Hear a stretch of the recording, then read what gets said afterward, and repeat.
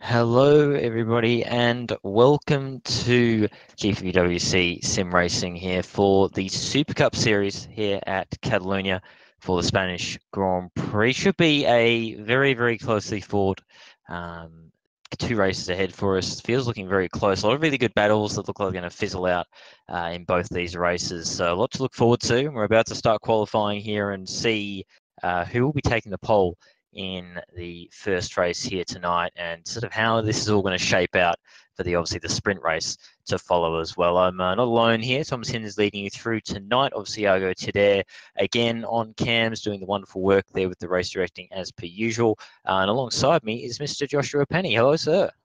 Hello, Thomas. I'm excited for today. Witnessed a very good Formula Challenge race meeting yesterday with two very exciting races in the wet here at Circuit de Catalunya. But I tell you what, it's no less exciting when it's dry. The cars are going to be even faster today, as they always are with Super Cup, and the drivers are going to be even more hungry for it, I'm sure. So let's get it over and let's get it started. Qualifying is about to go green. Yeah, indeed, you can see the usual snake of cars that always is the way. You know, qualifying started when you see the snake of cars leading back from the lights. Everyone likes to try and get out there first and beat the stampede out. Unfortunately, 90% of the drivers won't do that. They'll end up in the queue, but that's the way this all works out. As we have the green light, the drivers are now heading out to begin their out laps and start their qualifying runs. Of course, if you're new to GPV, the no escape rule in effect is being observed by the drivers and the stewards. So the drivers can't just pull over to the side like you see in some other series and escape back to the pits. They have to actually drive back to the pit lane like they would in real life. So it brings a whole extra little bit to qualifying, because you can't just put in the fuel for the one flying lap and that's it. You've got to actually put in the fuel as well to get back to the pit lane so that you can continue to run. Because if you do escape not in the pits, that is would be a penalty for one the next round, and also means that you can't actually do the rest of your qualifying. So it's something that the drivers have to bear in mind, as is the standard here at GPV. But if you knew, that's a little bit of a tidbit of information for you there. But the first drivers are just coming around now. We're just seeing the front of the queue heading towards the start of the circuit, and should be a really fascinating qualifying head for us. 27 cars in the server at the moment. I think we're missing one car from the grid at the moment, but pretty much a full grid it would seem. And it's going to be a really fascinating qualifying to watch here, Josh. I'm really fascinated to see who's going to come out on top in this one.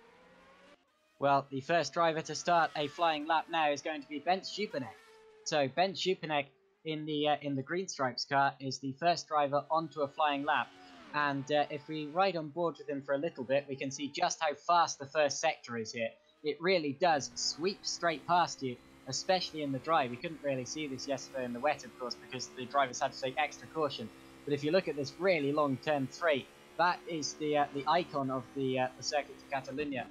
The very, very long corner, which ruins the tyres and is a real test for the drivers. Through turn 4 there, and then down into the braking zone at turn 5, left-hander, nicknamed Sam Bird corner after Sam Bird pulled many fantastic overtakes there back in his GP2 days. Up the hill through a very fast sweeping chicane with turns 6 and 7, and then through 8, which is a very fast right-hander. You can see the smoke coming off the front left tyre as we go into the DRS zone and down the straight towards turn 9, which is a left-hand hairpin. Very big sort of sideways drift from Ben Schupanek there. And now we head up the hill again through a hairpin and into the final sector of the course. This is a little chicane added to reduce the speed and make the racing safer. And now out through the final corner we go. He's getting a slight slipstream from ahead as there's a car starting a flying lap. That's Jack Mayer, and Ben Schupanek's early pace is a 1:23.717, which is immediately beaten by Yuri Kastorp with a 1:23.6. Yeah, indeed, Ben's on pace on his first lap there. Did look like there's definitely more pace to be had. He had a little bit of an error into the hairpin there, ran a bit too deep and pushed that right front probably harder than he wanted to. So I think there's definitely more pace for Benz to be had as he does a bit of initial G drifting on the entrance to the sweeping right-hander there. As we know with this track, mostly right-hand corners, so that left front gets a real pounding around the circuit. Benz has spun it trying to get back to the pit lane as well, so he's now going to have to awkwardly try and flip around and hopefully not impede anyone as he tries to get back to the pits with the no escape rule. Looks like he's managed to flip around okay, and he's back on his way as Mlinek now goes to the top on a 23.389, puts him about 3/10 clear of Yuri Kastorp. Of course, those of you who follow YTF1 would have seen just before the race and a little prelude post to it. It will be his last race for the team in Super Cup. Yuri moving up to Super League from next round on. So he's got some heading up in the career ladder, and so YTF1 will be looking for someone else to fill his shoes. Going to be a real fascinating one to see who does fill his shoes, because Yuri, as we know, very, very handy driver and pretty much anything he gets into in RF2. So there's going to be some pretty big shoes to fill for whoever does take his spot there, Josh. Well, Yuri Kastorp, of course, a big driver in this series, actually won race 2 at Melbourne. So a quick driver. Has a lot of reputation behind him. He's been quick pretty much wherever he's gone, and YTF1 letting him go to Super League for the remaining rounds of this year. Of course, he did actually miss the last Super Cup round and was replaced at YTF1 by Lewis McGlade, who got 7th in race 1 and unfortunately retired from race 2 there. I believe it's going to be Hawkeye he races for in Super League. Is that right? I'm not actually sure which one, but I think you might be right on that one from memory. But either way, good luck to Yuri in those endeavours. He's actually from tomorrow. Matt Allington, obviously team owner of YTF1, just confirming the chat there. Thanks to that, Matt. So he is racing from tomorrow onwards. So doing this tonight and then straight on to the Super League tomorrow, which of course can probably be a pretty big one for everyone involved with the sponsorship, of course. From WTF1 for the mains here at GPV. Big news for the league and for, I think, sim racing as a whole, really. So it's going to be a bit of a pressure race, I think. It's going to be an interesting one to see how that all pans out, if there's any differences in terms of the racing, that kind of thing. Certainly looking forward to how that's going to play out and, see how I go myself, obviously racing in it for Red Archers, so we'll see. I'm actually going to sort of take it somewhat seriously now. So there you go. But that's sort of the way it goes, I suppose, when that sort of thing comes up. But Mlinek still on pole at the moment with that 23.389. Hasn't gone out again. So at the moment, he's just sitting in the pit lane, I think pretty happy with that time. He thinks that might be enough for pole. He'll probably wait till the very end of the session, go out for one last blast to bring it home. But at the moment, looks like he's pretty happy to just sit there and have a bit of a break, get a bit of a breather, get some refreshments, and maybe go for one last blast at the end of the session to make sure that that it's all good there. But the rest of the order at the moment, Mlinek on pole, of course, at 23.389 provisionally. Yuri Kastorp 23.684 is in P2. Ben Schupanek holding down third for Green Stripes, having a very good run here at Catalunya so far in qualifying. At least Stefan Ruolt is in P4, also only about just over 3/10 off. And then Roy Schroten rounds out your top 5 at the moment. 2nd to 5th, covered by about a 1/10 of a second right now. So really close in that battle from 2nd down to 5th. And there's a little bit of a gap back to Tumala. 7/10 off the pace and a 24.164. And Lewis Redshaw in P7 at the moment on 287. Now dropped to P8 as Daniel Brewer pops himself into P7 on a 24.1808. Johan Lindberg 24.413 is in P9, and Mike Quinn currently rounds at your 10 on a 24.460. A lot of really close battle packs forming. And it looks like the fight, at least definitely in the top 5, is very close right now, Josh. Yeah, top 5 going very close, and Ben Schupanek actually just set the fastest first sector of anyone. In fact, there's a battle there because Yuri Kasdorf has set the fastest second sector of anyone. So Ooh. let's see what these laps are like. Well, Schupanek doesn't actually improve his lap with that, so maybe made a mistake in the second or third sector. Here comes Kasdorf, and Kasdorf also, I don't think, made any improvement. So it looked like, oh no, they both made an improvement. It's just they didn't move up the order. And now Stefan Roll sets the fastest first sector of anyone. So Roll on a bit of a flyer so far, and he's got a slipstream from Mark Fuller ahead of him. Now, of course, that's not going to help him through the corners, but in a straight line, that's going to add a couple of miles per hour to his top speed. Mark Fuller gets out of the way there. Now, as he's just going around the third sector, his second sector wasn't actually his best either. It wasn't even a personal best. So I'm wondering whether this lap is going to be quicker. I thought I saw a brief mistake going down into the hairpin. But through the final corner he goes, and is this going to be an improvement from Stefan Roth? Of course, Mwinek's teammate. It is an improvement. That moves him up into third position now, ahead of Ben Schupanek. Yeah, indeed. So there you go. Some good times coming in now at the end of the session. We've got just over 6 minutes to go in it now. So all the drivers will be getting ready for the last runs. As well as just watching Bent's there, I think, trying to do a run and has a spin, reverses back off the track to make sure he doesn't hit anyone, and a bit of an awkward one he had to do there to rejoin, but manages just about get into the pit lane. That was a pretty leery rejoin if I've ever seen one, but he manages to get in without any major problems. But yeah, at the moment, looking very close at the top. Yuri's putting the fight to Mlinik, which is kind of what we expect. We know Gastorp's very quick. As I mentioned, he's more of a endurance specialist. That's kind of more the thing that he's known for. But he's come in here at GPV in the Super Cup car, really showing his stuff in the open wheelers as well, which is not something that I thought he would maybe be as quick in. But at least here in Super Cup, he's showing his stuff really well in a field that is, plenty of talent in this field. So really showing what he can do, and makes sense that he has been snapped up for Super League, showing what he can do here in Super Cup and showing how the sort of weaving style works there. So good to see him doing that though. But the battles continue throughout the field. Got a really close battle just towards the back end of the 10-2 really in terms of times. Johan Lindberg in P9 on a 124.413.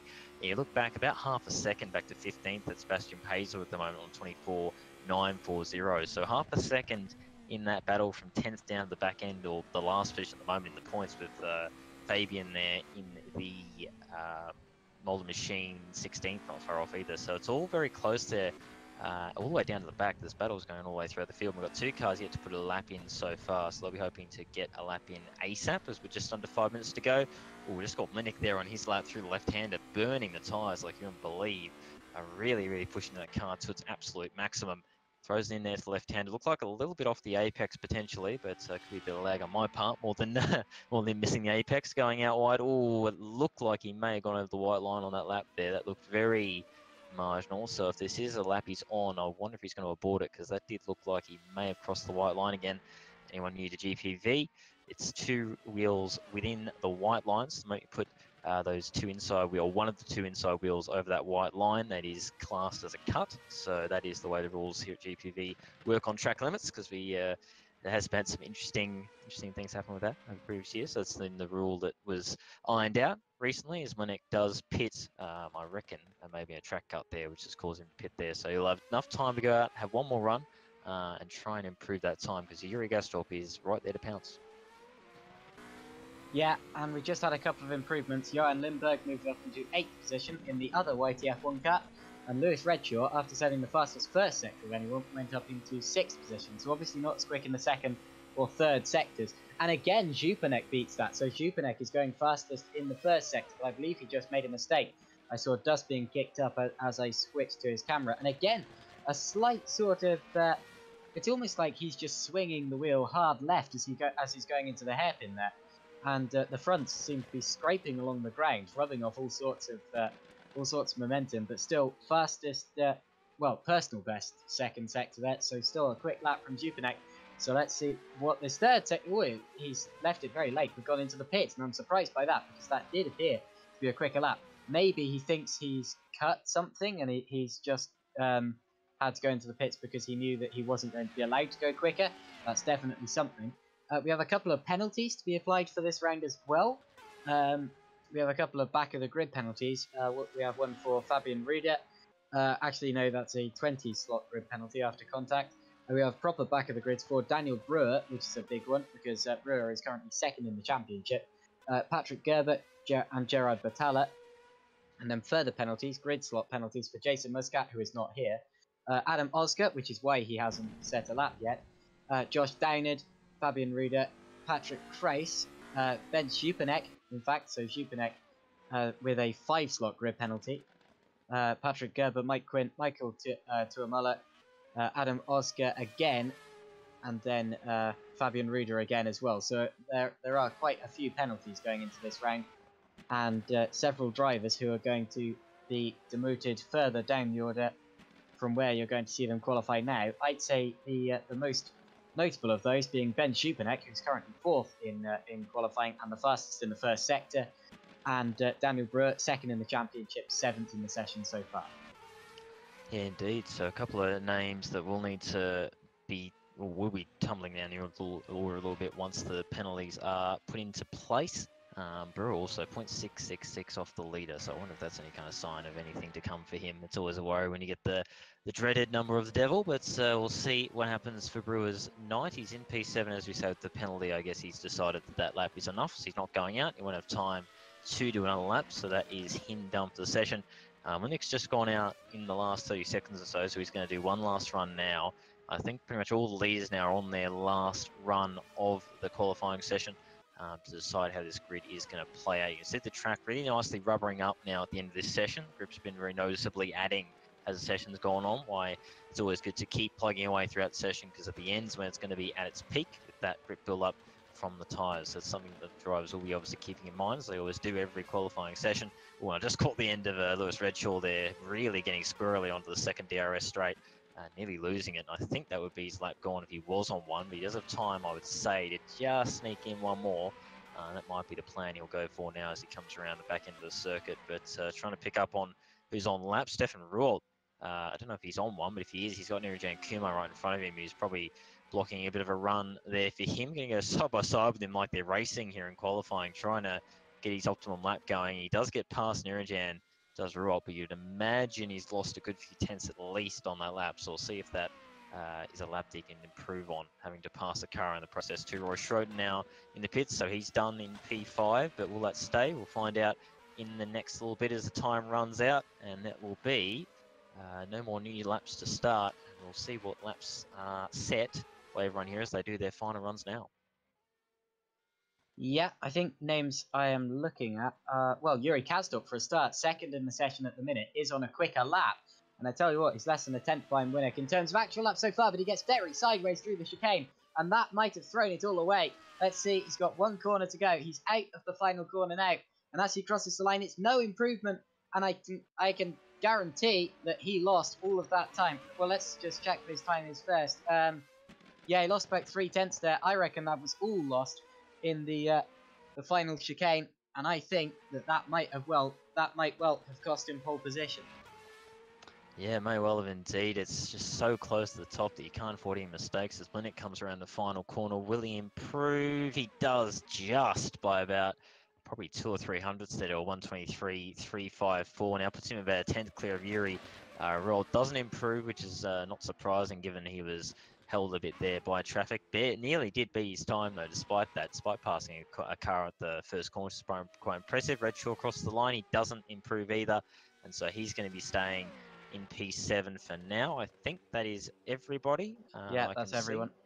Yeah, so there you go. So that is the grid set for race 1. Obviously, the feature race for the Super Cup Series. If you know the format, Super Cup has a longer race in the first race with the pit stop involved, and then, or pit stop or more involved.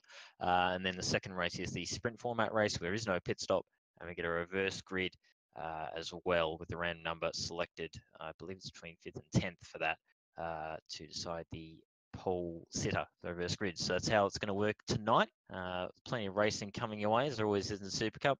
Plenty of action to come as well. So quickly, I guess, have a look through the grid before we head to warm up. And it's going to be Maciej Blenek, who will have pole for Scuderia Brasilia, 23.354. Fantastic lap from him and continuing his form that he's been showing all throughout the season so far. Yuri Gastorp in his farewell race for Super Cup this year in P2 for YDF1. We'll see if he can hold on to that throughout the race or into race 1. Stefan Ruolt is P3 for Brasilia, so 1-3 for them, for the Scuderia. They're going to be happy with that one, I'm sure. Bent Supanik is going to be P4, but of course that will be with a penalty, so he will drop down to about P9 effectively. So a little bit of work there for Bents to do. Dowie Tapper, who I noticed only came in right at the end of practice, ends up P5 there. So great result for Dowie in the Zetterick machine. Roy Schroten is going to end up P6, Lewis Redshaw P7, Johan Limburg P8, Daniel Brewer P9, and Antonio Hrovanich is going to round out your top 10, about 8/10 off the lead, so very close, all the way down to 17th. You're looking at 101.5 seconds covering top 17. That's a very close field there, Josh, and really bodes well for the first race and the second race as well. Yeah, it's going to be an interesting one. Going to certainly be one. I'm just looking at the chat actually. Fabian Ruder saying sprint race maybe will have a stop with both stunts. I think he means stints. Super soft. So he obviously feels that tyre wear is too strong here to go all the way through the sprint race. But first of all, we have the feature race. But of course, that could be a sign that tyre wear is definitely something that these drivers are going to have to be careful of today. Yeah, well, it makes sense. Catalunya is a track that's historically known as being one of the higher tyre deg tracks. It's certainly probably the first track I would say that we've got to on this calendar that does have quite a substantial amount of tyre wear, certainly more than previous tracks. Obviously, Albert Park, pretty sort of in the middle on the lower end, I would say, in tyre deg. Same with China. And then obviously Baku, well, probably one of the lowest in terms of tyre wear, being a lot of slow speed, 90-degree corners. So it makes sense that it's something that they may have to consider, because it is probably the first higher tyre deg track we've got to for the season, and which what's going to make today interesting for Super Cup, with the whole tyre strategies being something that is in play in Super Cup.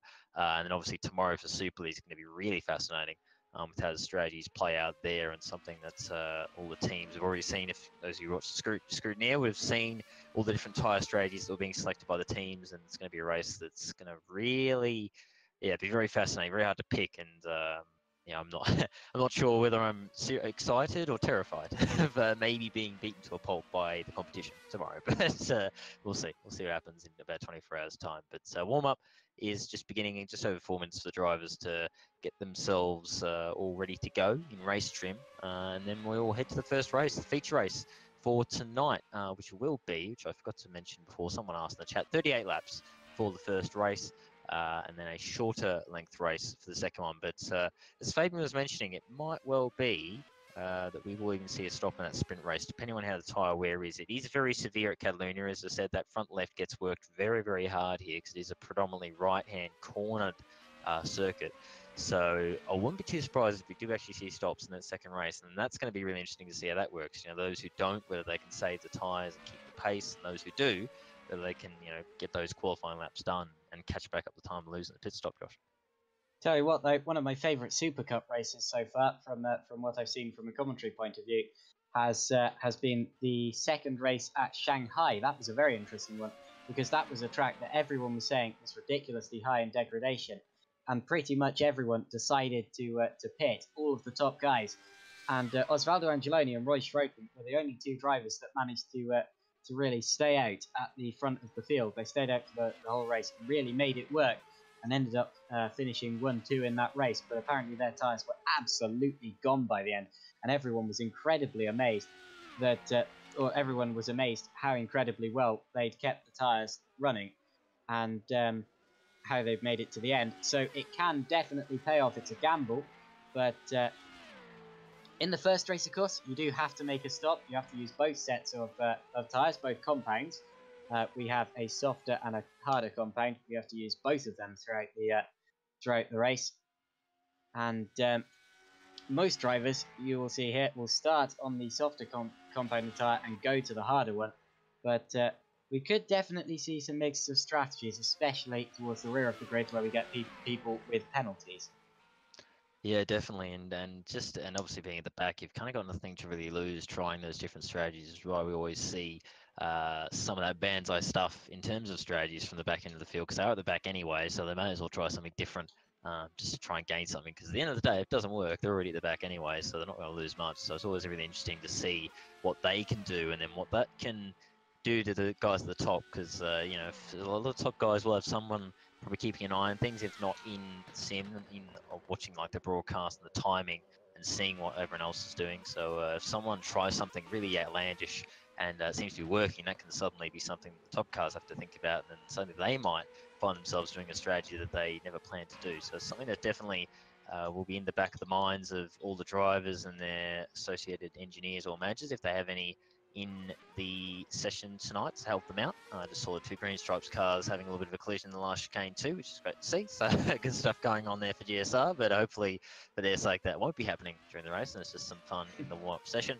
But I've got just over a minute to go, and we'll be heading to the race. First race of the night, 38 laps here at the Catalunya circuit, and should be a really, really fascinating one to see what happens with tyre strategies, with how high that tyre deck is, especially for the front left tyre at this circuit. Not looking like there's any rain either, looking perfectly sunny here tonight, or today, not like yesterday, of course, in Formula Challenge. Some monsoon almost conditions coming down there, but a nice sunny one here today, and I believe tomorrow is predicted to be a dry one as well. So should make things, or bring in that tyre strategy, and make it a really interesting one to watch here. So 30 seconds left, and we'll be moving on. Penalties have been applied to the grid, so we'll go through that as they do their formation and give you the updated grid standing or sittings for the drivers.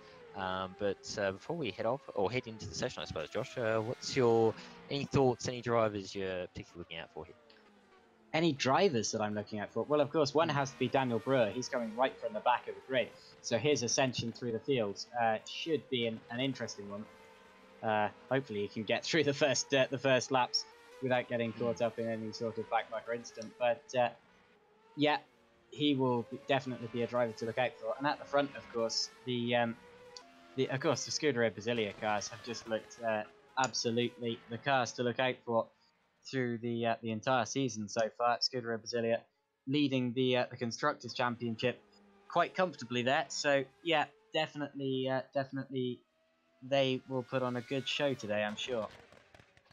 Yeah, for sure. It will be a really interesting one to see if they can, as I said, continue the form that they've shown throughout this season. Going back on the results, or on the championship, of course, Minik leading by a handsome margin, 18 points, 94 points for these 3 wins so far this season over Daniel Brewer in P2. He's been very consistent. All podiums except for that first race last round, where he got the 8th spot, still good points regardless. And then Roy Schroden there in third on 72. And you got Stefan Rort just behind on 70, of course, had a nightmare round last time out at Baku, retiring from both races. So it really cost him a lot in the championship, and he'll be hoping for some redemption for tonight, or in the round today.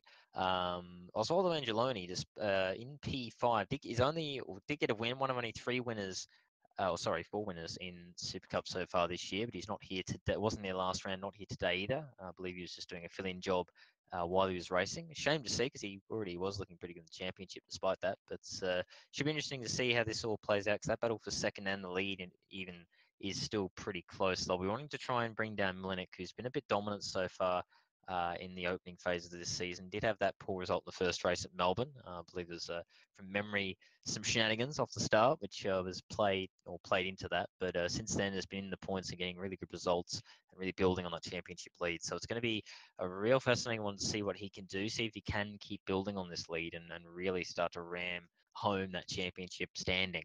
And really send a message to the rest of the field. They really need to up their game big time if they want to try and keep it in throughout this season. Of course, on the early stages, round 4, only tonight, so still got a lot of rounds to go in his only early phase of the season, but some pretty clear signs from him so far. And obviously, Scuderia Brasilia really clearly in the lead in the team's championship as well, going into this first race. 164 points to 100 to the second place rivals. So really been dominating so far, but we know how quickly things can change in this series. And you never know in racing. Nothing is ever certain until the flag drops. So we'll see how it all pans out in this first race, as we had our lovely R Factor announcer man saying his stuff. Always gets you in the mood hearing the R Factor man shouting for everyone to go away and leave the grid. And so we've had that cue, and the drivers will be joining now. We can give you through the grid on the formation as we wait for them to join. So should be a fascinating one. What do you think is going to be the strategy? One stop primarily, or two? What do you think? Do you think that there could even be maybe someone be really interesting and try 3 stop or something, Josh? What are we thinking in terms of strategy? I reckon the winner is going to be on a one-stop strategy. It's going to be someone who braves it, who's going to take the win. But some people who are more focused on high points finishes are going to stop twice for the safety of it. So I do think there will be a mix. I don't think we're going to get as many 2-stoppers as we think, because in this a lot of people do know that the 2 stops, of course, they take a lot out of your race. So I reckon that if anyone can go for a one-stop strategy, then they will. But it's going to be tricky. Definitely, yeah, and obviously there is traffic to bear in mind as well. Obviously, Catalunya has that big long front stretch and multiple places for you to make a pass stick, but it isn't as easy as, just sticking up the inside, as those you racers would know, I'm sure. But heading on the formation, let's go through the grid. Mlinic obviously on pole for Scuderia, then it's going to be Yuri Gastorp second, Stefan Rolt in third, followed by Dari Tapper in fourth. Roy Schroten is fifth, Lewis Redshaw in sixth, and then you've got Johan Lindberg seventh, Ben Supanik in 8th with that penalty, Antonio Holjanovic in P9, and Jack Mayer rounds out your top 10 for ST Racing. Yeah, those are the top 10, and following them, you've got Bruno Souza Ferreira, Bastian Peister, Michael Tuamala, Naranjan Kumar, and Mike Quint. They make out the top 15 through the point scoring positions. And then outside of the points and hoping to sneak in, we have Jean-Pierre Helpap, Mike Bell, Mark Fuller, James Lambert, Gerrit de Vries, Josh Daynard, who is actually in the pit still, Fabian Rieder, Patrick Kraus, Adam Oscar, Daniel Brewer, Gerard Batalla, and Patrick Gerber. I think Josh there thinking there's going to be some carnage, and I think he's thinking soon as he's towards the back anyway, you may as well do a pit stop start and potentially avoid any early shenanigans, is what I think his logic is here, which may end up paying off. We'll soon see. If it's going to be a track where we hopefully will have a clean start. I'm hoping Catalunya will be it, but you never know. You never know in racing. So it's, and I guess as I say, seeing as he's towards the back anyway, it kind of makes sense that if you may as well just try it anyway and see how it goes. But as it usually goes, generally when you do this, it's always the one time you start from the pits is the race that's completely clean and there's no major incidents on the first lap. It's usually how it works, at least for me. But we'll see how it goes. The grid is just forming up now, waiting for a couple at the back to form up, and we'll be green to go for the first race here tonight. Will Mlinic continue his form and keep his ring streak going, or has Yuri Gastorp got something to say in his farewell races here tonight in the Super Cup Series for 2018? We'll know very, very soon as the lights come on. 5 lights now illuminated, and we are good to go.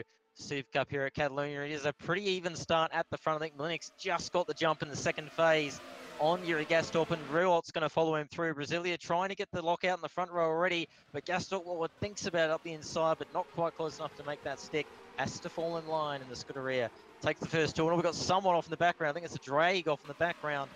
It's Redshaw. Who that was? It is Redshaw. No, terrible start for the drag driver, and he drops to the back, but it did look like he didn't have any major damage from that, so I think he should be able to continue on as the field trundles through the first sector.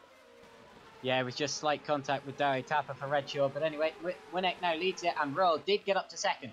So it's a Scuderia Brasilia 1-2, followed by Gastorp, Schroten, and Lindberg for the top 5. Unfortunate for Redshaw, the 8-time Super League race winner, who has dropped to the back of the order now with that. And Josh Downard has already caught right up to the pack as well after emerging from the pit lane. The Scuderia Brasilias are close, but look at Schroten taking a look to the outside of Gastorp. Gastorp going defensive there. He knows that Schroten is a feisty driver. Currently third in the championship is Schroten, but Kasdorp has third in the race, which matters more at this precise second. What's happened? Oh, Mike Bell's around. Oh, big crash at the back. Everyone's gone into him. And I think there's a couple of cars that are damaged from that. To be fair to the field, they did pretty well to get through that without everyone plowing into him. He just was going side by side with another car. I think it was Paisler for position. Actually, no, sorry, not Paisler. It was Mike Quint, I think, battling him for position. And unfortunately, they had a little bit of a bump, and Mike's gone around in front of the field. And a couple of cars have collected in there. I think everyone got away with that without major damage somehow. And he's about to continue at the back of the field, albeit. But tell you what, that was a very clean first lap. A lot of very sensible driving from the whole field, which is great to see. We have seen, obviously, in Melbourne, there was some issues there with the first lap incidents pretty much throughout the field. But obviously, the standard going a long way as the races go on. The DC being very clear with how they're running things, not really taking much slack in terms of lap 1 incidents and just incidents in general. The driving really reflecting that, because that was a very nice, very clean first lap there, I think, Josh. Well, I tell you what, there was another incident further behind. Gerrit de Vries got tipped around into a spin and with contact with Adam Oscar, and then Lewis Redshaw didn't react in time and ended up collecting him. So Redshaw's been bumped and battered on this opening lap, still has his front wing, but I'd be surprised if the car feels completely fine now, and Redshaw is going to have to come from the back, I'm afraid to say. But yeah, no one out of the race currently. All 27 starters still running, and although there were a couple of bumps and bashes, no one pitted on the first lap, so no flying front wings. Yeah, indeed, a very, very, very nice start. Just good to see a really controlled start from everyone. There was obviously a bit of jostling and a couple of bumps between a few people in the field, but you do get that pretty much anywhere you go racing-wise. We just see Dowie Tapper going up the inside of Johan Limburg, or Ben Supanek thinks about following him through, not quite close enough to stick up the inside of Limburg there, and he now drops to P6 and has Ben Supanek right behind him, right on that gearbox. And we know Ben's by his qualifying pace is all going to try and go around the outside at the sweeping right-hander in the first sector. Oh, there's nearly contact. Ben's just manages to avoid going off, and now he's got the interest of Jack Mayer, who's picked up the scent of a vulnerable Green Stripes racing car as he sits in P8. And a good start from Mayer too, obviously started P10, up 2 spots for now, looking really pacey, that ST Racing machine. We'll see what he can do, as it looks like Johan Limburg a little bit of a cork in the bottle at the moment, as he's got a little bit of a train forming with Supanek, Mayer, and even Paisler's not that far behind and catching as they battle in this very intense fight for P6. Limburg going to hold down the back stretch for now. I'm just going to try and settle down a bit, get into a bit of a groove here. Just forget about Bence being right behind him for now. Focus ahead of him and just try and get in a bit of a groove and pull away from the GSR car and try and tag back onto Dowie Tapper and get that slipstream, which is also valuable in any open wheeler form. But you can just see, look at that, Ben Supanek really harassing Johan Limburg. Someone nearly spins. It's Dowie Tapper. Nearly spins in front of the three of them. He drops behind them now, and now Johan Limburg's got all sorts of pressure on him. Yeah, the side-by-side still. Supanek and Limburg for 5th position. Supanek on the inside line. And look at Jack Mayer as well, getting a good run to the inside of Limburg. Limburg's going slightly wider and maintains the position with the momentum. But Mayer attempts to switch back. And look at this, Dowie Tapper on the inside. So Tapper takes advantage. And you saw them making a wave effect as two drivers would go side by side. And then the person behind would get involved. And still, Tapper looking this way and that on Jack Mayer. Someone locks up ahead of them, Supanek. But Mayer keeps it from Tapper for now. We've just had our first retirement. It is Gerrit de Vries who was involved in all sorts of opening incidents. And there was a pit stopper in Fabian Ruder, who unfortunately was involved in a couple of incidents at the start. He picked up a bit of damage in the incident with Mike Bell. Bell got spun around and Ruder collected him. But yeah. At the front of the field, still the 2 Scuderia Basilia cars leading it. Winnick from Real, and then it's Kasdorp, Schroten, Supanek now in 5th, and then it's Limburg, Mayer, Tapper, Paisler, and Strijanovic for the top 10. Yeah, indeed, it's a bit of a train, a bit of a line of cars all the way back from Limburg on, almost down to the back of the points, as he's seemingly struggling a bit in this opening stint. Just doesn't have the pace of the cars around him. And it's just starting to fall back down the field. You can see them stretching down the straights. Here comes Mayer with some DRS assistance, looking down the inside into turn 1. And the move's done before they even get to the braking zone, showing how powerful that DRS is here at Catalonia. Potentially a bit too long of a zone maybe there, because it did seem a bit too easy for Mayer to get past Lindbergh there, but Lindbergh will try and hold on. Oh, as we got a Dan Brewer's around. Brewer's in the gravel from second. Oh, wow. Second in the championship. Daniel Brewer. They went 3 wide down the straight. It was Brewer, Lambert, and Kraus. And unfortunately, it looks as if it was Lambert missed his braking. So Lambert missed his braking, hit Brewer, and Brewer was eventually pitched into the barrier, spun it around and into the gravel. He's lost many places. He's in 18th position now, and hopefully no damage from that. That's a significant car in this championship. 23rd rather, not 18th. It's worse than that. He's actually on the harder compounded tyre. So Brewer starting on the harder compound and going for a different strategy to the guys around him. That would be because of his penalty. Yeah, indeed, and it just shows the cost of a penalty. I mean, even if you can keep it clean on the first lap and not get in trouble, you can always find yourself in trouble later on. Johan Lindbergh's round. Just rolled down the order. Yeah, he has, and he's got missing a front wing. I'll just go back and see what happened. He was going side by side with Tapper into the hairpin, defending the inside, and they've both come together.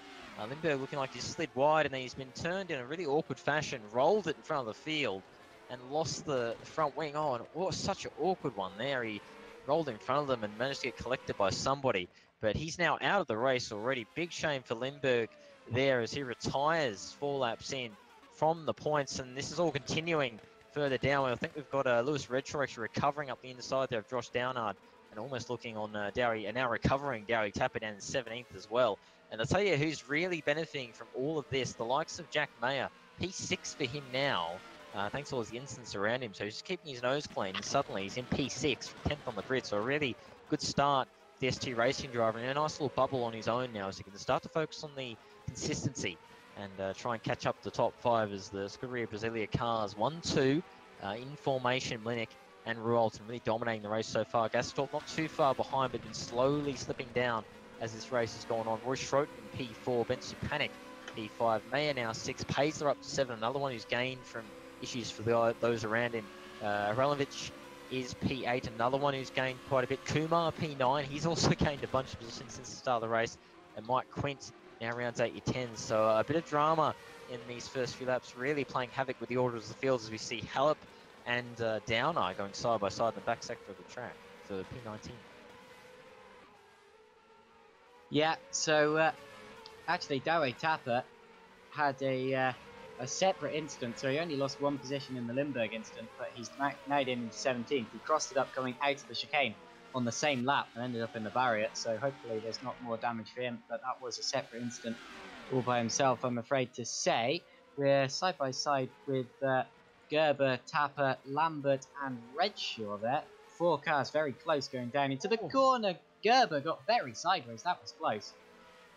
Wow. Yeah, lots of commitment in that one. And I'll look behind him. Look at this Redshaw down at Lambert, all going out. Lambert really defending for his life here. And what is P17? Oh, Downard and Lambert nearly trading paint there, or trading rim paint, I suppose, in the open wheels. This is all Redshaw tries for a bit of a late switchback, but Lambert's not having any of that.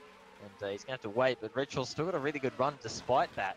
Might have a look up the inside here. Not really a passing opportunity, but he's going to try anyway, and he's going to get it done. Credit to both of them are getting through okay. That now puts Lambert in the clutches of Halpert there in P19 now. So the battle's continuing all the way down the field, but look ahead of them. Gerber and Tapper very close. This is the last point spot as Tapper. It's a bit caught off guard there from Gerber's pace through the hairpin and gives him all a tap, loses time. And Gerber's going to hold that last point spot for now. But yeah, really, very intense battling over those final few point spots. This is a bit spread out at the top end of the field. There are a couple getting close though. Antonio Hralovic and Kumar are quite close. Kumar in slipstream range, but so is Antonio of Paisler. But they're all coming together a bit in that battle for P7. But we'll look back here at this battle for P15 because Gerber should come under the pump from Tapper. He's going to go defensive on the inside. But look at that DRS, is so powerful. Tap's got it done before we get to the corners. Downer going super defensive with Redshaw. Redshaw just goes, you know what, you're just going to block the inside. I'll go all the way around you, son, and I'll leave you in the dust out the next corner. Brilliant stuff from Redshaw, possibly the most experienced driver on this grid, who actually made his Super Cup debut 7 years ago in 2011, and went on to win a couple of Super Cup races, followed by some Super League races. So to be honest, I was surprised to see him again on the Super Cup entry list this season, because he is a renowned name in the top class of sim racing. But Red Short giving Super Cup a go again and giving it a good old bash, I tell you. Yeah, I think his experiences last year with Woods Racing, of course, having a really difficult time with the car last year. They put in the work, put in the hours in testing, but just weren't able to convert that in race pace. And I think their struggles last year with that car really put to bed hopes or sort of desires to be in the Super League series. So instead, deciding to settle in Super Cup for this year with Drake. So it's good to see him back racing though, because I know last year was a really tough time for him in that team and really played on their motivations to race here in sim racing in general for Redshaw. But he's back this year in Super Cup and really showing his stuff. Oh, Gerber, very interesting move there. A bit late maybe there for Redshaw, who had to almost take evasive action to make sure he didn't run him off the road. Gerber squeezes Redshaw, and there's contact, and he's round again in the first chicane. Big shame for Redshaw. He will get back round and continue again. Back down to 22nd now, as Bell's going to get him as well.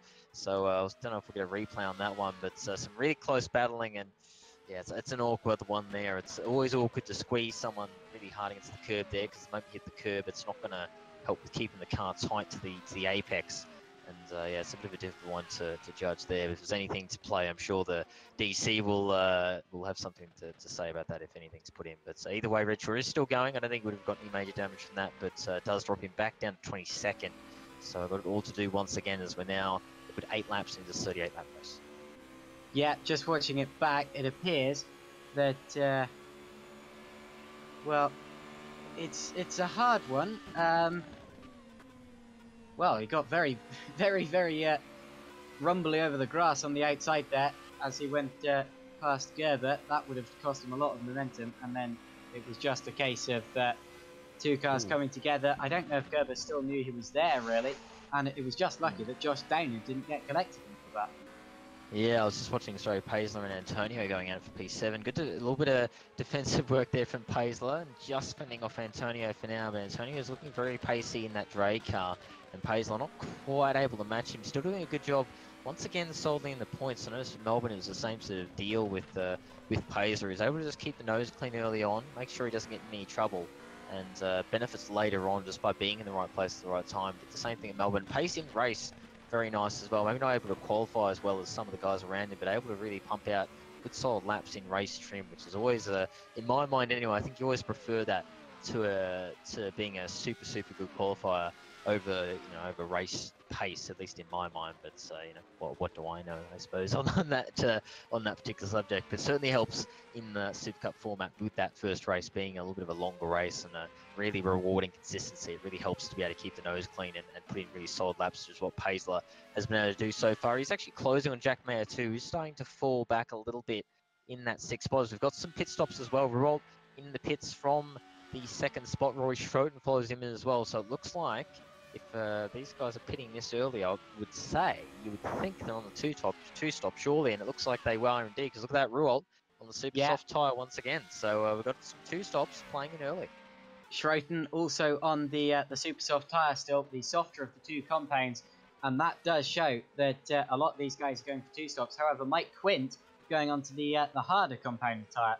Now, I would have thought that pitting this early, they would be going for a 2-stop strategy. However, the 2nd tyre lasts a lot longer than the 1st, by a matter of several laps, although will Quint be able to go to the end on this stint?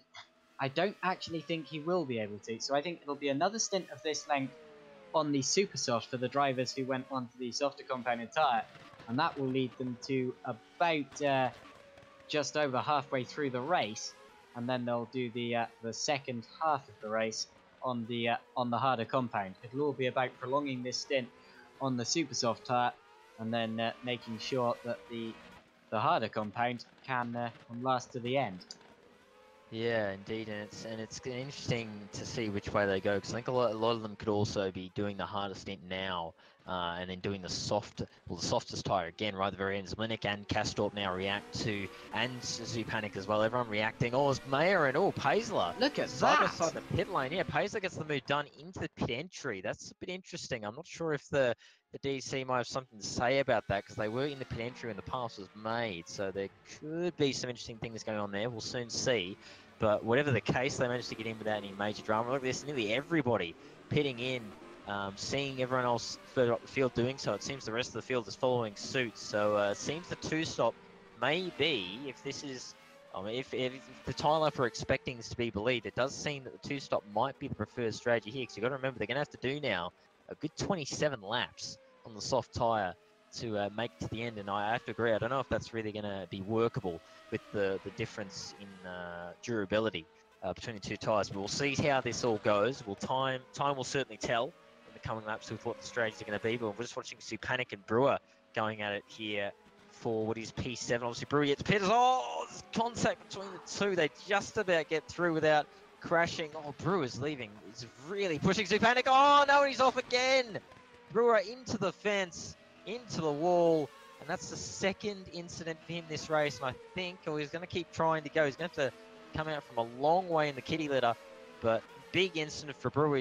We'll have to watch his rejoin here. He does get back on without having any contact with someone, but that was a really interesting moment. Oh, really, yeah, severe reaction to that contact. So he panicked there, just coming across a little bit, and I think there was still a little bit of overlap. Looks like that maybe Supanic thought he was clear, and there was still actually a little bit of overlap in play there with Brewer. Unfortunately, that's collected Dan, and the car's just reacted, obviously, with that sort of collision at that sort of corner, at that sort of speed. The car's just reacted very violently, speed him to the fence, and that's really cost him time yet again. So what's already been a difficult race for Brewer goes even worse at this phase. We go 12 laps in now.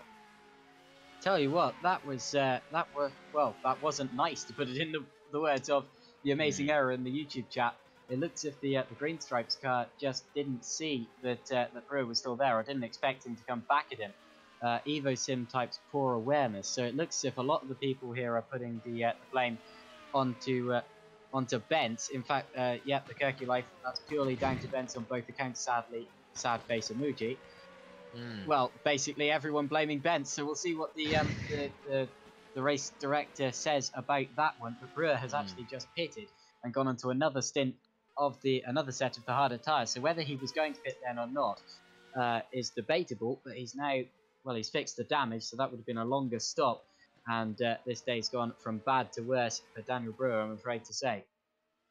Yeah, indeed, it'll be, as we say, it'll be interesting to see what is made of that. Obviously the stewards will be, I'm sure we'll handle that if a protest is sent in.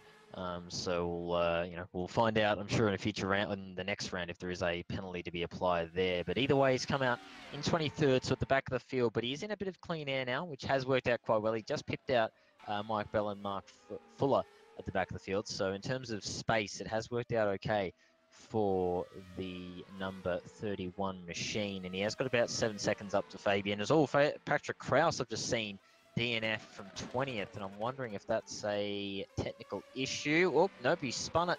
Oh, spun it the hairpin, nearly run the back of Redshaw, who nearly got into some incidents yet again, and spun it, and is straight away escaped and left. So a bit of a weird one there for Kraus. I wonder if there was an issue or something come up you had to attend to there. But it's another retirement now added to the books. We're down to 24 cars. Good to see most of the field still going though. 24 out of 27 as we are getting into the meat of this race, right into the nice juicy stuff of the race in the middle phase. So good to see most of the field is still running. We haven't had any major multi-car pile-ups just yet, which is good to see. I'm sure I've just cursed that. We're now going to see half the field blow up in the space of about 30 seconds, but we can hope. Talking of juicy, we've just had a leader change. The two Scuderia Brasilia cars have swapped, and I was actually just about to ask whether they were going to do that, because Rilla has gone onto the softer compounded tyre. Winnick has gone onto the harder compound, so they're going for different strategies, and I was expecting them to swap as a result to allow Rill to maximise his faster tyre stint, and that's exactly what has happened. So the two Scuderia Brasilia cars strategically swap places there. That would have been a team decision, not just Rill launching an attack on Winnick. And now the leading Scuderia Brasilia car, not Brazil, is Stefan Rill. Indeed, and we're just look at this juicy pack. Speak of juicy, we've got Josh Downard in 6th. He hasn't stopped on the soft, and look at this train. It's forming right behind him. Jack Mayer going to go around the outside into T1. I believe those two are good friends, so that probably helps there. Probably try not to be too difficult there to Jack, because they do know each other and get on quite well, from what I know. So that's probably helping for that. Downard is going to go defensive on Paisley, though, with the right hand. Paisley Gonna have to try and do the switchback. Gets the switchback on the inside, and you can see the difference in grip. Those fresh tyres, so much more grip than the now 14-lap-old tyres that Downard is on that car. He's doing what he can, but you can see he's just getting gobbled up by the field as they come through on those fresh tyres. Kumar now looking to get a piece of this action in P8. And you've got Antonio just behind him. Quince is there as well. 2 miles not far behind. Even Batella is not far behind them too. So it's all forming up in this mid-pack as the guys who haven't stopped yet are still struggling on. I did just notice that Kerber just pitted that lap as well. We see behind there Kumar, a late move on the inside of Downer, that just about going to get through that contact. A little bit of side rubbing there. Kumar's going to try and hold on the outside left-hander, but Lucas Antonio nearly has a look up the inside. A bit of an awkward situation. This is how it gets in these races when you've got different stops going on and the speed difference is amplified. You get these really interesting trains. Kumar, it gets the exit. And unfortunately for Downer, he's lost his front wing and all that, and he has to pit now. Well, that's very unfortunate. I didn't actually think that hit was going to lose his front wing.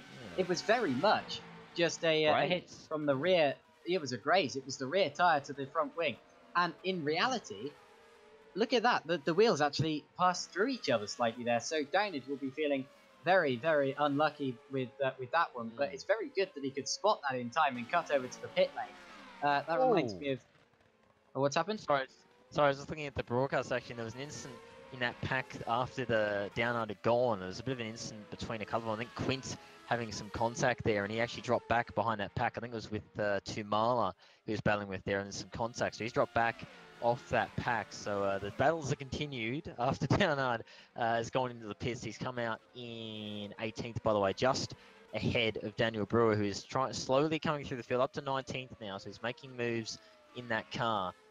But yeah, difficult race still to come for him. But it's all very close from about 6 down. Jack Mayer down to about, even probably down to Quint there in 12th, covered by about 8 seconds. So some packs to be seen there. Yuri Gastor pits from P3, and that is a early stop. And I wonder, and I think he's got his drive-through for speeding. So Yuri Gastor had to do a drive-through for speeding the pit lane. The one saving grace he has is he will come out in P5, so he's only effectively lost a few spots. And he does beat out Jack Mayer, so he's not going to get caught in that bit of a pack from 6th down to about 12th. Well, that's a shame. He wasn't in the pits that long ago. It was about, I think it was about lap 11 he pitted. And of course you have 5 laps to serve it, and he served it on his 4th lap there. But Kastorp has, well, that does look to have been a penalty there, and he's dropped now behind Ben Schupanek. Mike Quint in the pits appears to have had a bit of a bad race so far. We just saw an incident on the stream, of course. Seemed to be that, just didn't give enough room while rejoining. But anyway, he's back out of the pits now, just ahead of Daniel Brewitt, who zips past him, and Quint's pulling off. Yeah, I think he's there. Yeah, I think he's just seen where he is and maybe just thought, you know what, I'm good, and just decided to pull it in. So I think frustration getting to him there, and he's decided, you know what, I'm not probably in the state to keep going here with the race I've had. So rather than try and battle through and have more incidents, I'll just pull over. So unfortunately for Quint, that's going to be the end of his race on lap 16. He joins Patrick Kraus, Johan Lindberg, and Gerrit de Vries on the retirement list. 4 retirements now, 23 cars remain in this race. So good to see, as I said, once again, that we have still got most of the field in this race, and we haven't had a major multi-car pile-up yet, fingers crossed. So things going along all right. As we look at the front, Rolt's still leading now, got that gap out to 2 seconds on Mlinick as he's on that softer tyre. So different strategies at play here for Scuderia. I'm sure they're both probably, at the moment, they're both doing their own strategy, but I'm sure at the end of the race, if they come together, I reckon they'll battle. I think they'll battle for the win, you know, fair and square. I don't think Timors will come in if they end up being in the same part of the track at the end of the race, but we'll see how that goes. As they do have a nice gap over the rest of the field. Roy Schroden now is sitting in third, 9 seconds off the lead, 7 seconds off Mlinick. A very nice race for Schroden. Showing that experience, obviously been a Super League driver for many a season, and been around in GPV circles for quite some time now. Very experienced campaigner, and trying his stuff at Super Cup as well, and showing that experience here in this race. Just been keeping his nose clean so far, been in the right spots, avoid incidents, and he's sitting in the podium at the moment. Ben Supanik, P4, obviously recovering after that penalty earlier in for qualifying. Yuri Gaston now P5, obviously after that drive through for speeding, trying to come back through. So expect him to be gaining and battling with Bentz probably in the coming laps, you would think. Jack Mayer now P6, still holding off the Paisler behind him. Then you've got Kumar, Antonio, and Tumala running at your top 10. And Batella's just behind Tumala. I think he's actually been catching him in the last few laps. And you've got Redshaw now back up to 12th, so the Redshaw recovery continues. Tapper also following him through in 13th. Gerber in 14th, and then it's got Bruno Soso Ferreira in 15th, rounding out your point scorers. I'm just looking at Antonio. Actually, can have a look at P9 here with Tumala. Tumala not bothering going defensive at all. And look at that, easy as you like, Antonio flies past in the DRS zone, and just thinking maybe it's a bit too big. Maybe it's a bit too big. Does seem a little bit too easy to me at the moment. At least with these cars with DRS. Hopefully it doesn't follow through for tomorrow, because it does seem like the drivers are having a bit too easy of a time, I think, getting the moves done with DRS. But still had some great defending into T1 regardless, I think, Josh. Well, I tell you what, Mike Quinn's very much not happy in the YouTube chat. He types, "Well, got dive bombed harder than Maldonado does," in the YouTube stream. So, and then also some things that I can't repeat. But it seems very much that he's blaming. I think it was Daniel Brewer who is blaming there. Is it whoever it was? Or was it Michael Tuamala? One of the two Scuderia Clay Geely cars. But anyway, that's his race over. Whatever happens, and I'm sure that judging by how angry he is at the minute, the race stewards are going to be hearing about this. So of course we await their decision. Yeah, indeed. Interesting to see how that all turns out, obviously, in the coming races.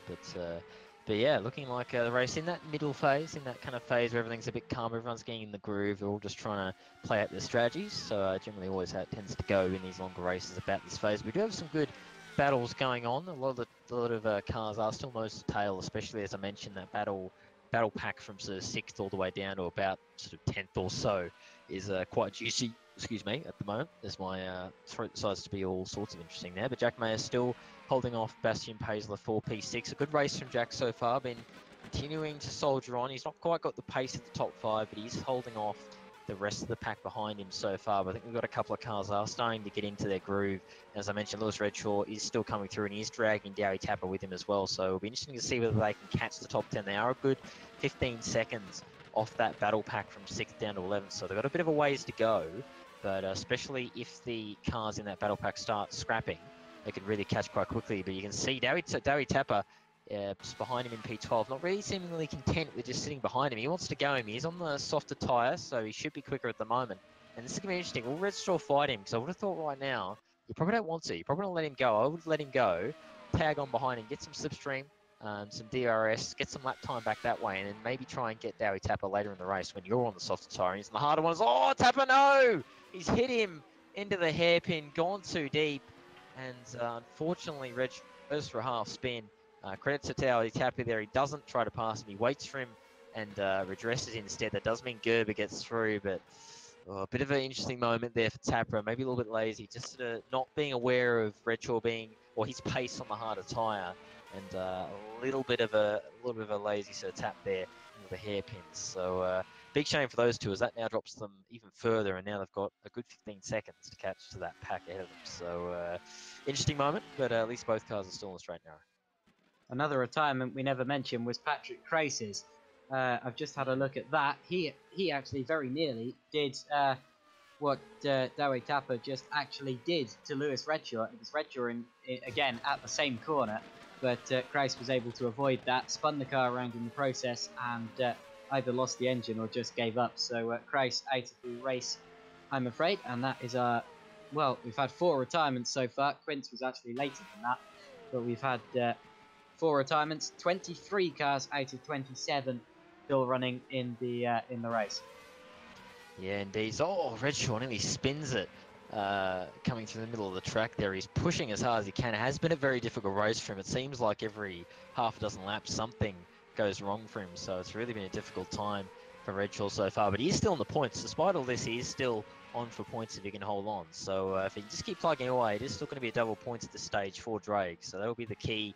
It's probably motivating him to continue on at the moment. So I'm just watching the battle. Here goes Jack Mayer once again, going defensive on Paisler into T1, both on the soft tyre, and Mayer's just going to hold for now. Parks it on the apex there, knew the up and under was coming and covered that off quite well. So good stuff there from Mayer, knowing what's going on with Paisler there. But you can see Antonio looming in the background. This could become the three-way fight very soon. You can see ahead of them, there's one of the Deltex, I think it's Adam Oscar, one of the lap cars just ahead of them too. So this battle could get a little bit juicy if they catch that lap car in the wrong spot as Darry Tapper pits from 15.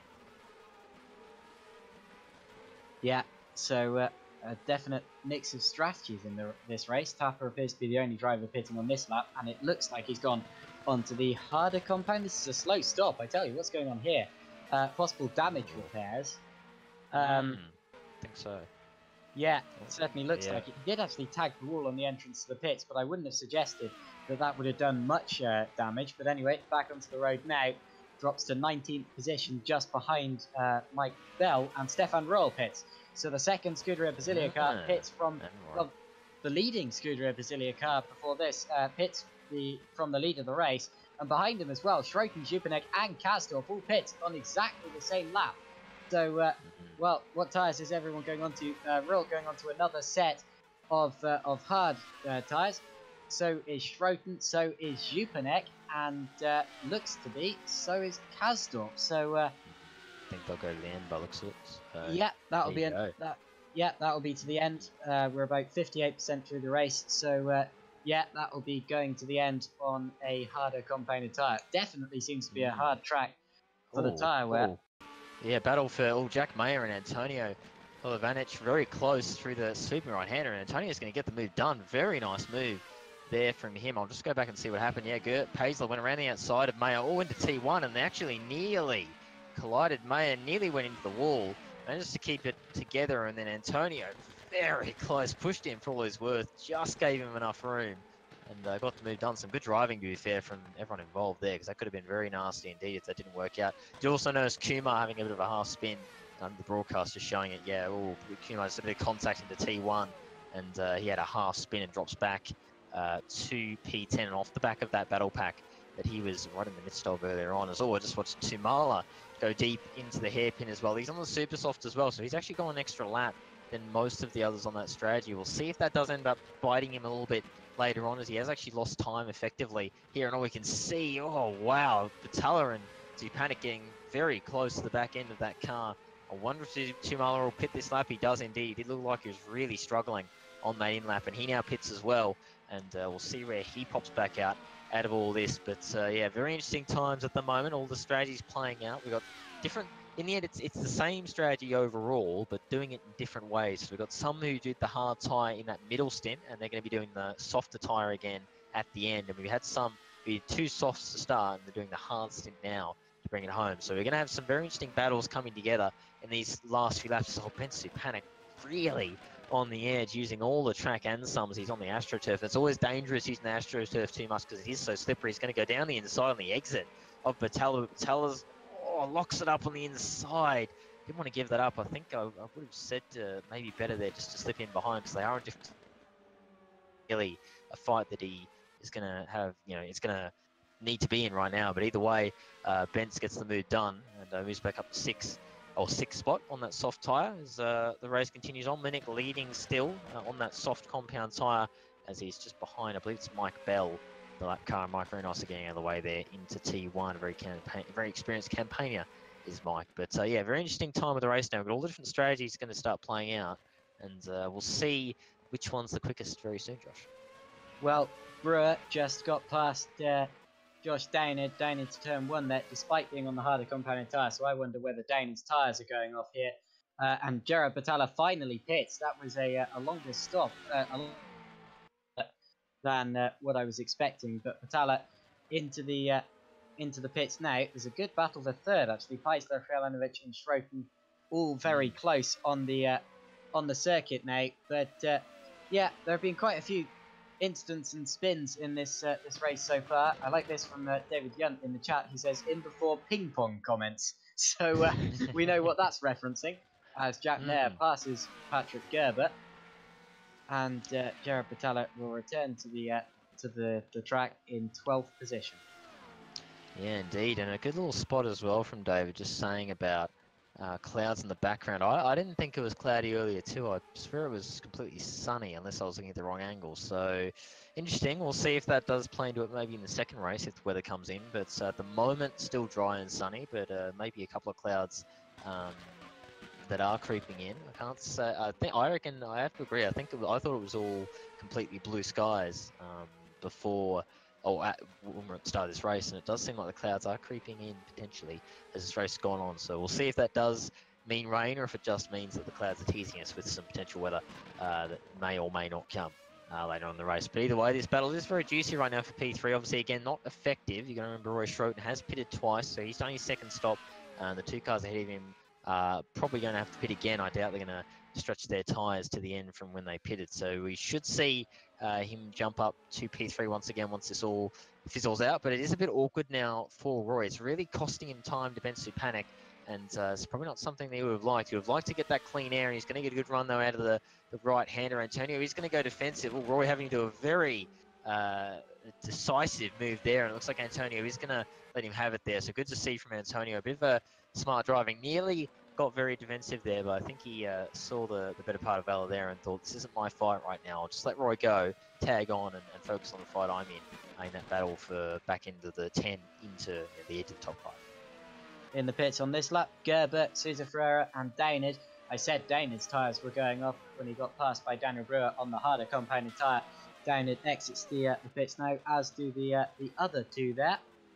And, well, it appears that they've all gone for another stint on the hard tyre. So, again, going to the end on those, I shouldn't wonder.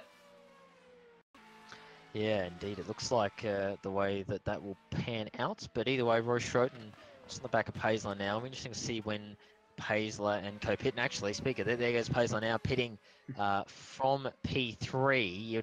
It's going to be interesting to see what he picks here, because I think the soft tyre would be just out of their reach, just judging from the stint length they've been doing so far. Let's have a look. He's in his box now.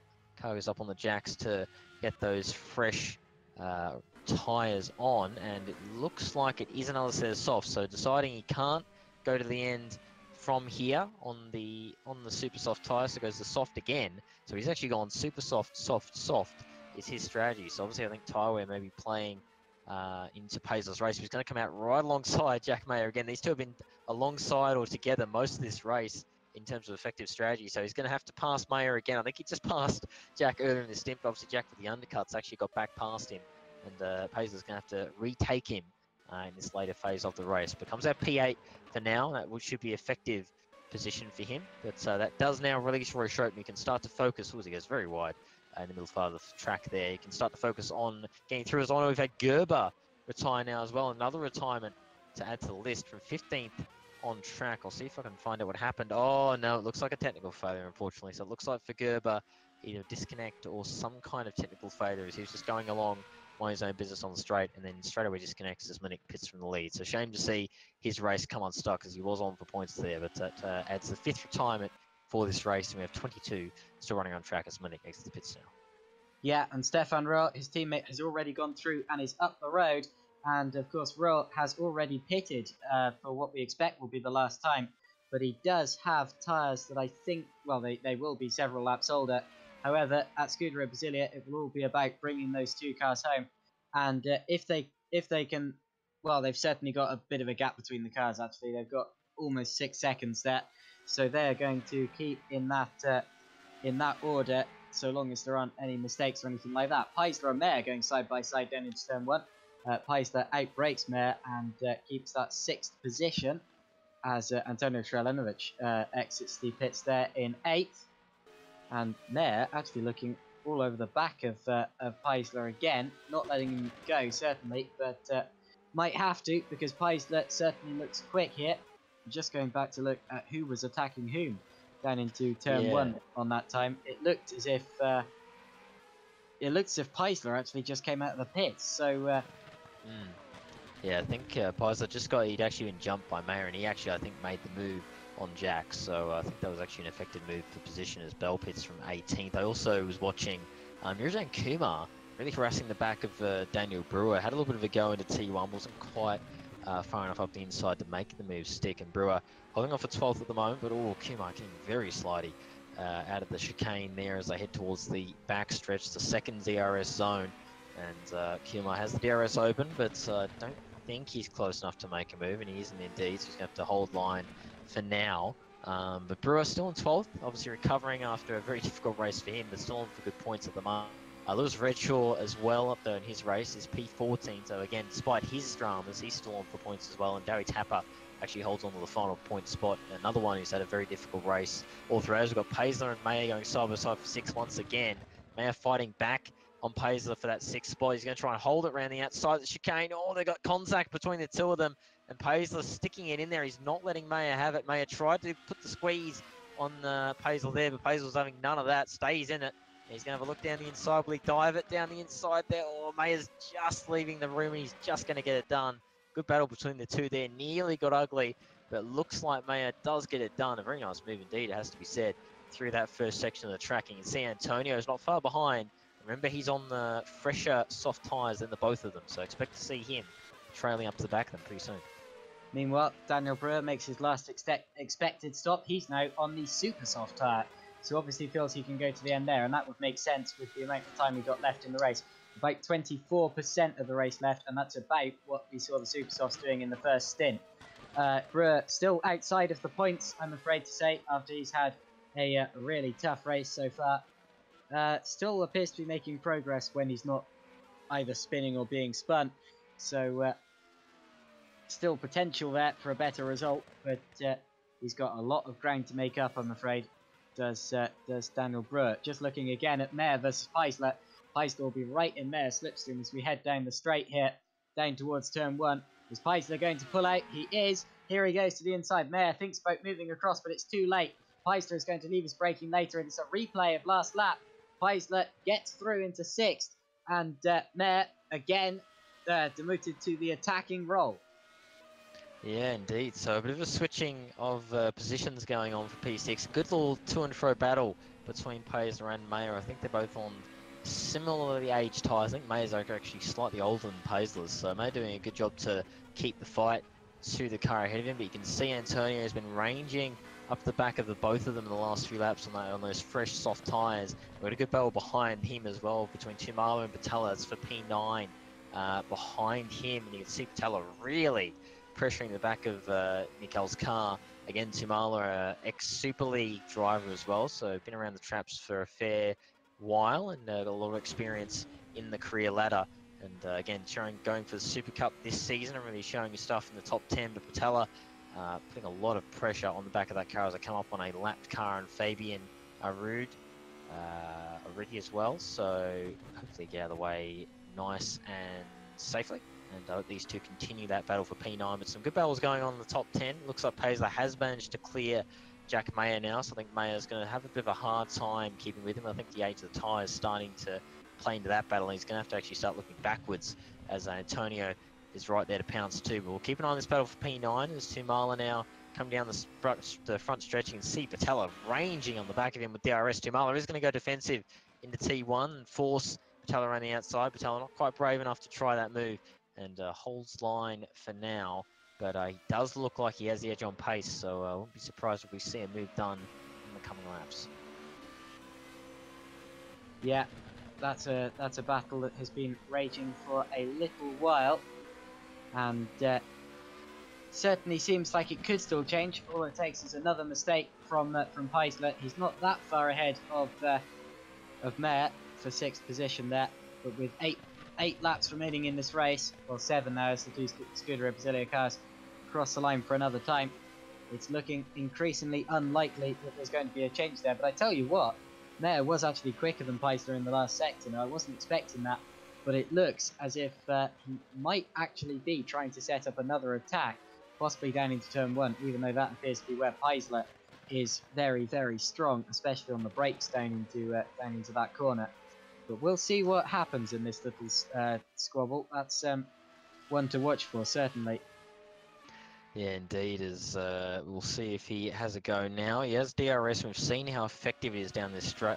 Obviously, a very, very, very long main straight. Gives you plenty of time to range up to the back with some DRS assistance. But you can see there, Mayer not quite close enough to make that stick. As we see Jean-Pierre Helper in the pits for what should be his final stop from P11. That's going to promote Lewis Redshaw back up to 12th. So Redshaw making some gains, and it should put Tapper into P13 as well. So a couple of the cars recovering continue their recovery job. It'll be interesting to see where he comes out compared to Brewer. I think Brewer will actually jump Help Up, and that's going to put Brewer back into the points just. So might be able to salvage a point. He's going to come out just ahead of Help Up, and Help Up is on fresher super soft, so that could be a little interesting battle to watch as we go on. And good to see some James Kirk and Lewis McGlade reminiscing about the commentary times of old. Hopefully see you two maybe in the comms booth, wink winks, nudge nudge, sometime in future. Always be nice to see some of the old guard come back and have a go. Obviously, James was commentating World GT Round 1, did a fantastic job with Rudy Van Buren defending, although not actually racing it, but our last year's Super League champion. So yeah, hopefully they can see him back in future maybe. Wink wink, you two. You know, not being forceful in any way, shape or form, you know. But we'll see how that goes. But either way, Paisley still holding on to P6, and Maya is, I have to say, really impressive to see Maya holding on. I thought he would have fell back further than this, but he's holding on despite the fact that his tyres are older than Paisley's. And Antonio's not actually caught them quite as quick as I thought he would. So a good little sort of to and fro battle here going on from 6th to 8th. And we'll see what happens. I imagine Antonio will start to get on them a little bit quicker now, seeing as the tyre wear should start kicking in, especially for Mayo, who's had those tyres on for quite some time now. But we'll see what happens. A good little battle, and Tumala and Battala are continuing their duel. They're still going to and fro, as they have been for quite a number of laps now. So some great battles going on, especially in the top 10.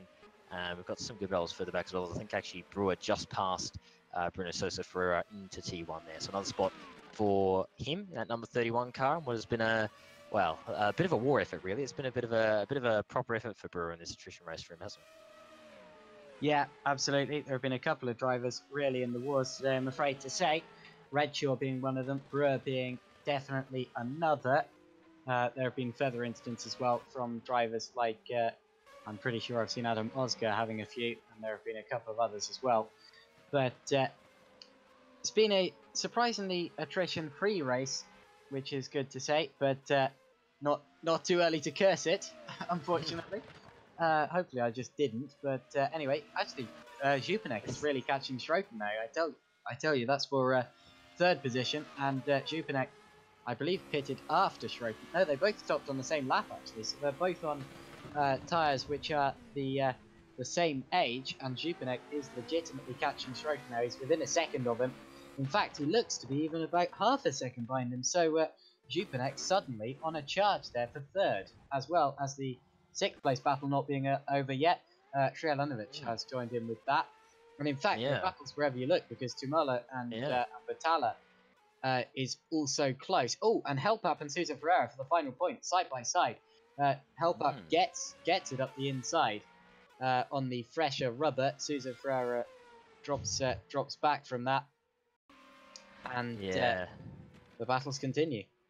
Yeah, indeed. And I was just thinking, now you've said that, we'll see simultaneous 12 engine explosions. I can guarantee it. Now we've cursed it, we're going to see 12 of these cars simultaneously explode. Yeah, so at the same time. But I'm going to say 2 to go. We'll just suddenly see this spectacular show of engine failure everywhere, and you can almost make a musical out of it. As all Jack Mayer makes a mistake in the last chicane, that's going to gift Antonio P7. So Jack is struggling with that tyre wear. As I said, he has had all those tyres on, I think, the longest out of everyone around him, so he really is starting to struggle with tyre wear. But he has a good gap back to Tumala, who is kind of occupied at the moment, trying to keep Battala behind him. So hopefully for Jack's sake, he can keep it on the straight and narrow. Oh, and I say that, and I'll tell you what, I have to apologise to Jack, because I think that is literally the definition of the commentator's curse right there. As I say it, he spears into the fence, and I think that is his race done. He's sitting in the gravel trap, and I think he's gonna probably call it quits, because unfortunately he's gonna have to go a whole lap. And there you go, it's a brake failure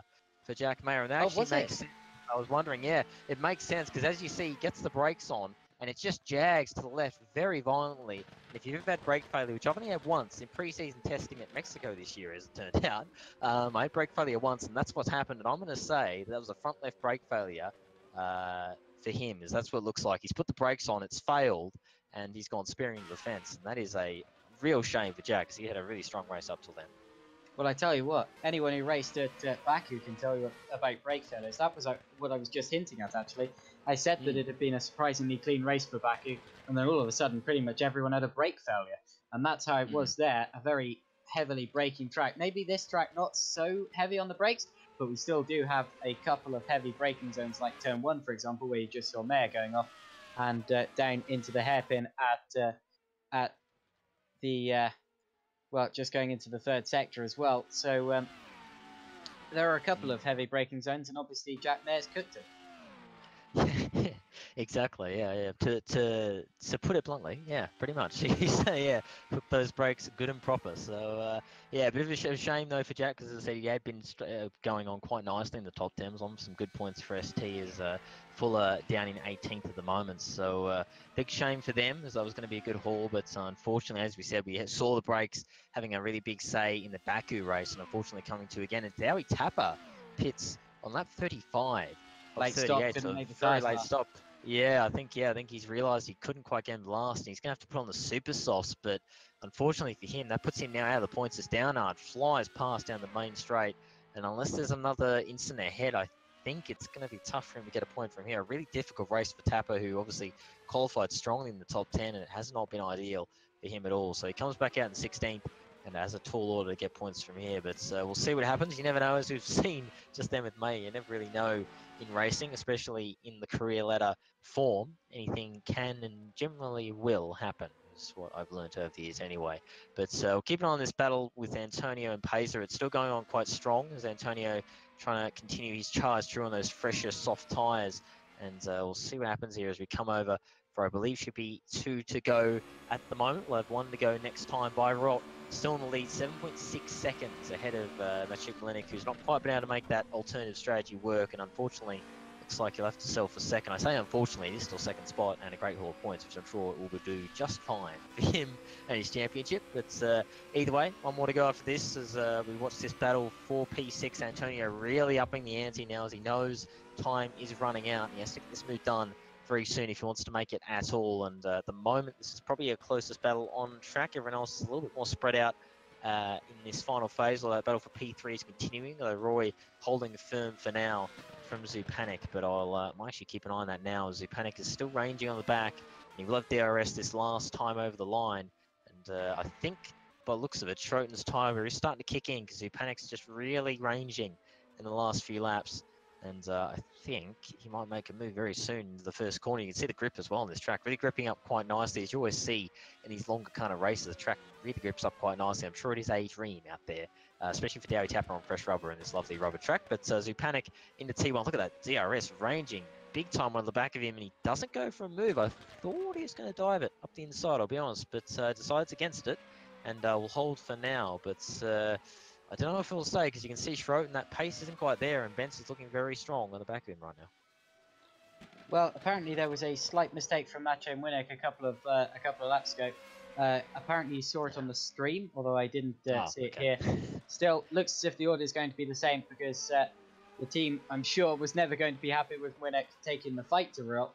So Röhrl now coming through the final sector on the final lap, and it looks to be a 1-2 for the Scuderia Basilia drivers. Let's not call it yet, but it's been a great race from them anyway.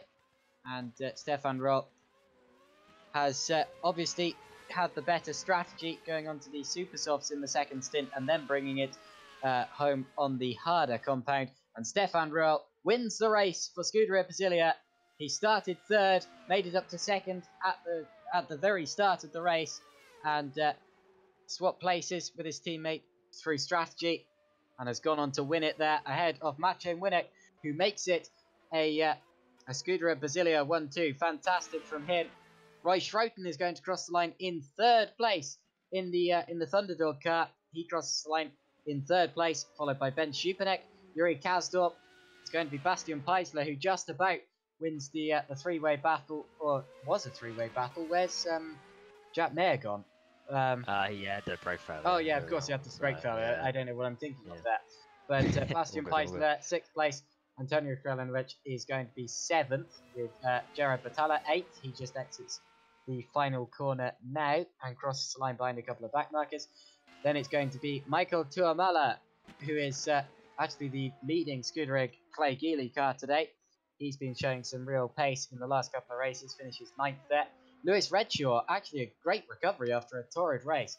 10th position there for Lewis Redshaw, followed by Naranja Kuma. Daniel Brewer, very disappointing for the second place driver in the championship. Jean-Pierre Halpap, Bruno Souza Ferreira. Josh Downham was 15th, and then a lap down, Derek Tapper, Mike Bell, James Lambert. Mark Fuller before James Lambert, Fabian Rieder, and just finishing there, Adam Osger. Yeah, indeed. And then obviously retirements, Jack Mayer there, a late race retirement with brake failure. And then you had Gerber, Quint, Kraus, Lindbergh, and Gerrit de Vries. Round 8 retirements to this race. 6 of them in all. So 27 stars, 21 finished. Good to see, as I said, good to see most of the field finishing. No multi-car pile-ups, despite the fact there probably should have been one when Mike Bell got spun on the first lap, but the field did very well to avoid having a multi-car wreck there. So great driving, I think, from everyone. To be fair, very nice, cool first lap. Everyone got through that major incident, a couple of moments here and there, but no track blocking incidents like we have seen in the past. And then just good racing, some good hard racing throughout that race, some strategy playing into it too. Scuderia just too strong, unfortunately, this one for the rest of the teams, unfortunately, of course, for them, but unfortunately for the rest of the field, just had the edge on pretty much everyone all race long. But some great results, great stories in that one. Obviously, Paisler, I think, is one of the ones that stands out for me, really. Just kept the nose clean, good pace all race, and recover and rewarded with a very strong P6. I think Yuri Gastorp probably will be thinking what could have been, because if he hadn't had that drive-through, he would have had a very safe third spot, that's for sure. But instead, it's to settle for P5, so probably a little bit of a what could have been there for Yuri. But he still gets the top 5, which is still good points for the team, and a good result for his last feature race. It should be his last feature race of the year if everything goes to plan for him.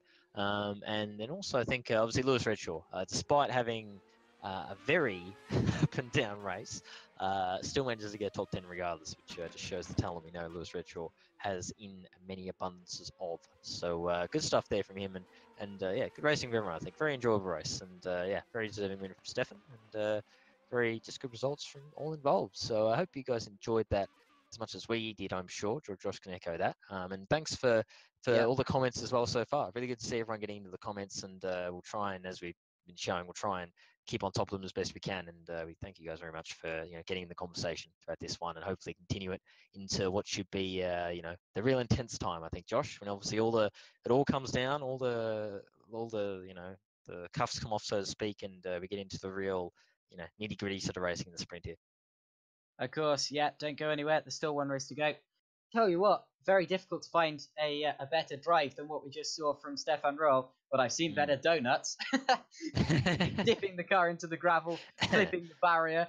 Tell you what, he needs lessons from Sebastian Vettel there, but anyway, that's not important for the actual race, so let's ignore that and just go into the sprint race like nothing happened. Sure, that's what Stefan will be hoping. He'll be hoping the broadcast can pick up on that. But yeah. Thank you, David, for that. I try my best, despite internally wanting to scream whenever someone blows up like Jack did with the brakes. I try and keep as level as I think I can. I hope that comes across. It seems to be doing so. So thank you for that, David. Very much appreciated, my friend. But yeah, as I said, I hope you guys enjoyed that one. I think by looks of the comments, you guys were getting in like we were, which is great to see. Great to see the interaction coming out in the chat. Very good. And I'm sure it'll only get more exciting in the sprint race, as it always does, because obviously the feature one, the long race, everyone gets into a groove generally, and treat it as the long race that I guess it should be. But when the sprint race comes around, especially with the reverse grid, can get a bit interesting, because obviously shorter length, quicker time period for the race, and less time to make passes, so everyone gets a bit more into it than they do in the feature. So we'll see how we go. Hopefully it'll be a nice clean one like we had in that first race. We won't have any major incidents on the first lap, but obviously with the reverse grid and the way it all works out, Josh, you never really know until we get into this race coming up. Of course, it really does muddle up the order and create a lot of excitement at the start, especially if it's a larger number drawn from the randomizer. Then more cars are muddled up at the front of the order. Just looking through the YouTube chat briefly, Fabian Ruder says, "Phew, RIP me." I hope that means the first race was a bit tiring rather than you've actually died, because then there would be no one to drive the second Multiforce for race 2. Not that that would be your primary problem in that situation.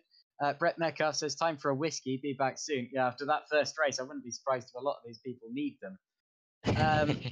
Evo Sim, top guys have no problem with brakes, so they're doing something right. Yeah, that's true. Only one driver with a brake failure there, and that's a big shame for Jack Mayer. Of course, a lot of the time it is just completely unlucky when that happens, but there are ways of conserving them, and those are definitely things you have to learn.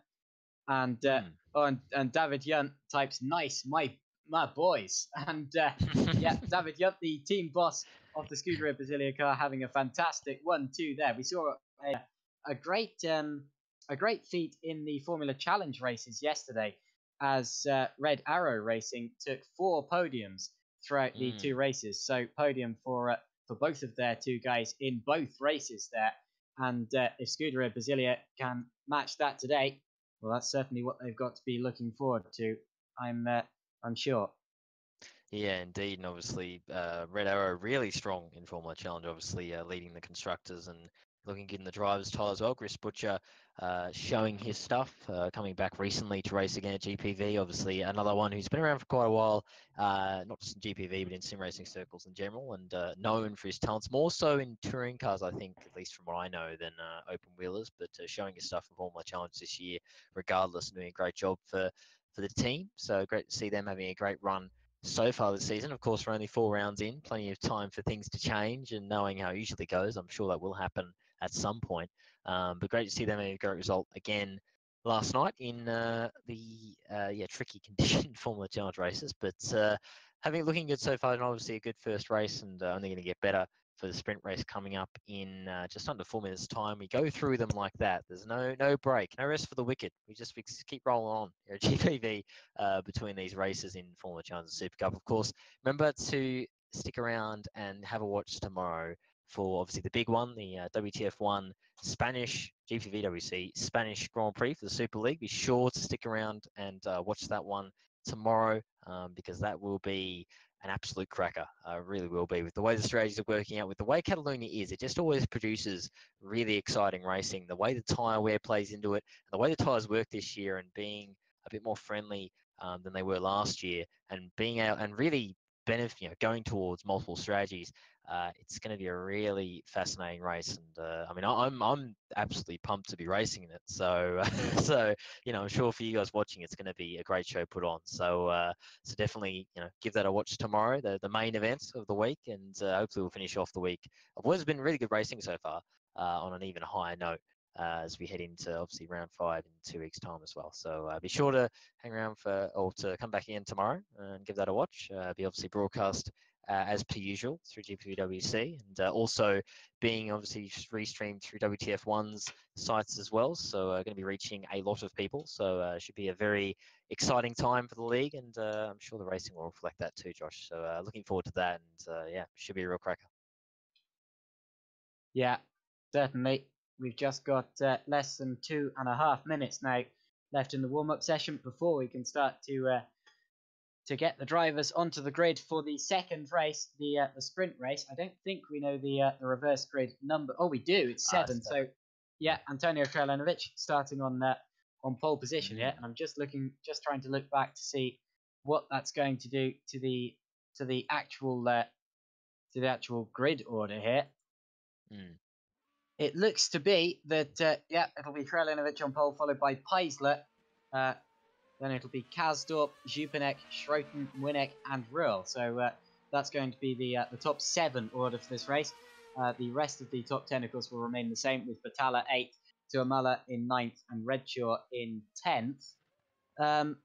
One thing I was going to point out in race 1 was that... Actually, I've already forgotten what I was going to say. I'm becoming like my mum. Too exciting. I know the feeling. I do the same a lot as well, especially when the excitement's as high as this. So no problem at all. Looks like, by the way, we're going to have 26 at the moment. I think we're missing a car. I'm trying to pick who that is.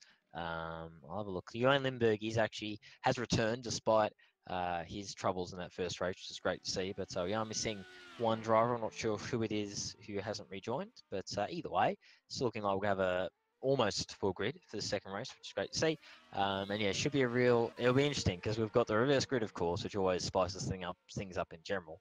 And then you've got the likes of Redshaw, Tapper, Brewer in the sort of midfield, buried in the midfield, who are going to be coming through too. So this could be could be quite frantic. I think that battle at the front end of the field is going to be very tight indeed. So reverse grids always throw it up. We always see it in Formula Challenge and Super Cup.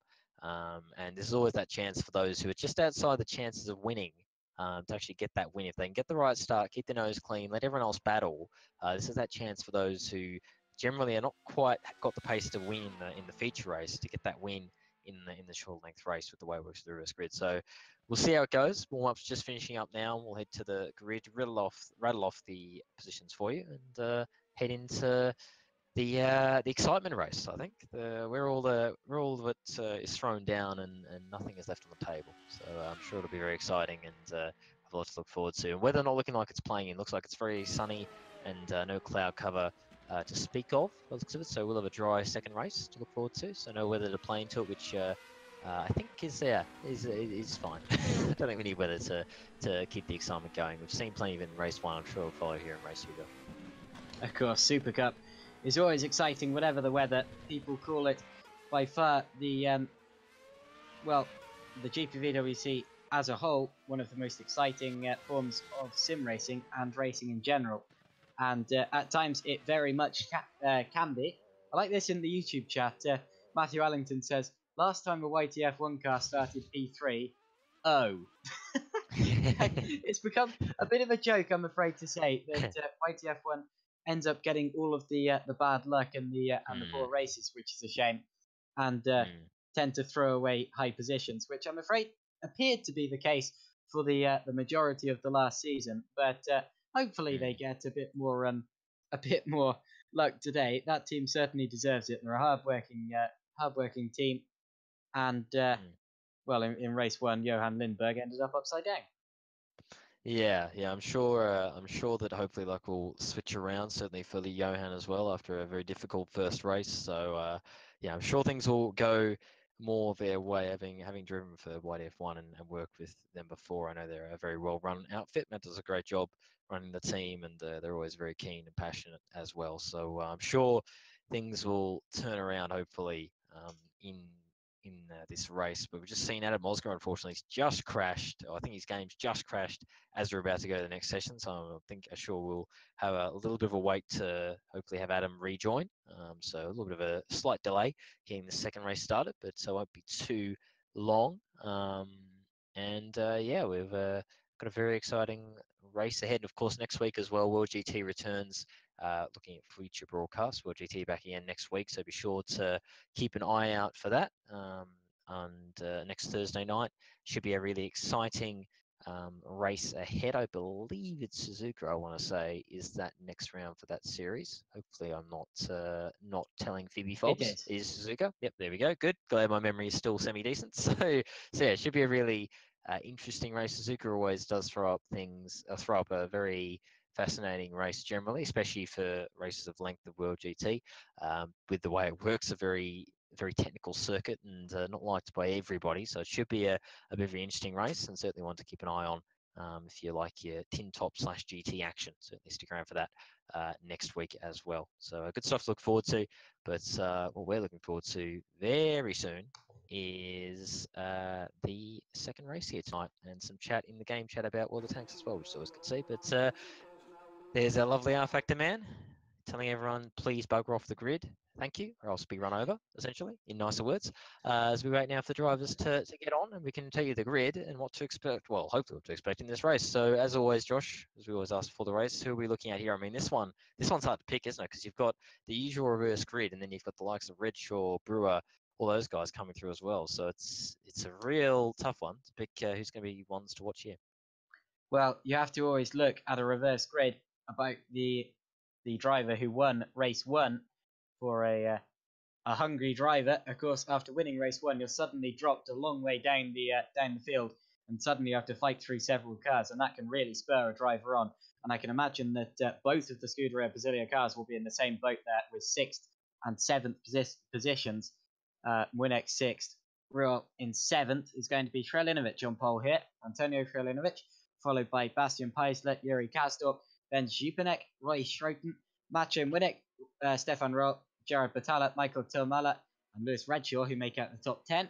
Following them, but still in the points, Naranjan Kumar, Daniel Brewer, Jean-Pierre Holper, Bruno Sousa Ferreira, and Josh Downard. And then outside of the points, we have Dowie Tapper, Mike Bell, Mark Fuller, James Lambert, Fabian Ruder, Adam Osger, Jack Nair, Patrick Gerber, Patrick Kreis, Johan Lindberg, and Gerrit de Vries, as well as Mike Quint, who I'm afraid has left the server. He was in the YouTube chat in the first race. This was actually what I was going to bring up when I said I completely forgot everything I was going to say. It was that Mike Quint has already said that he's not going to make race 2, simply because he's too tired to. And as a result, the field is now down to 26 drivers. Yeah, indeed. Still good to see nearly pretty much everyone returning for second race, because it is, the feeling of being wrecked out early in the first race. It does really play on your motivations, and sometimes it can be very hard to bring yourself to do that second race. So good to see everyone coming back for the second one, whether they had a difficult first race or not, back for the second round of givings, so to speak, as we wait for the field to just do the formation lap now. And as we said, it's going to be a really interesting race to watch what the strategies are. And I can already tell you, it's almost like a mini first race now. It's very interesting the way the tyres have worked out. It used to be in past seasons, the second sprint race was always just going to be a no-stop race because of the way the tyres are, but the way the tyres are now, or at least for this season Super Cup, there is actually the whole stopping strategy does actually work in the sprint race too. So it's a bit interesting how that works, and we're seeing that already. Is Roy Schroten on the softs, which is quite fascinating. Brewer on the softs as well, as is Naranjan Kumar.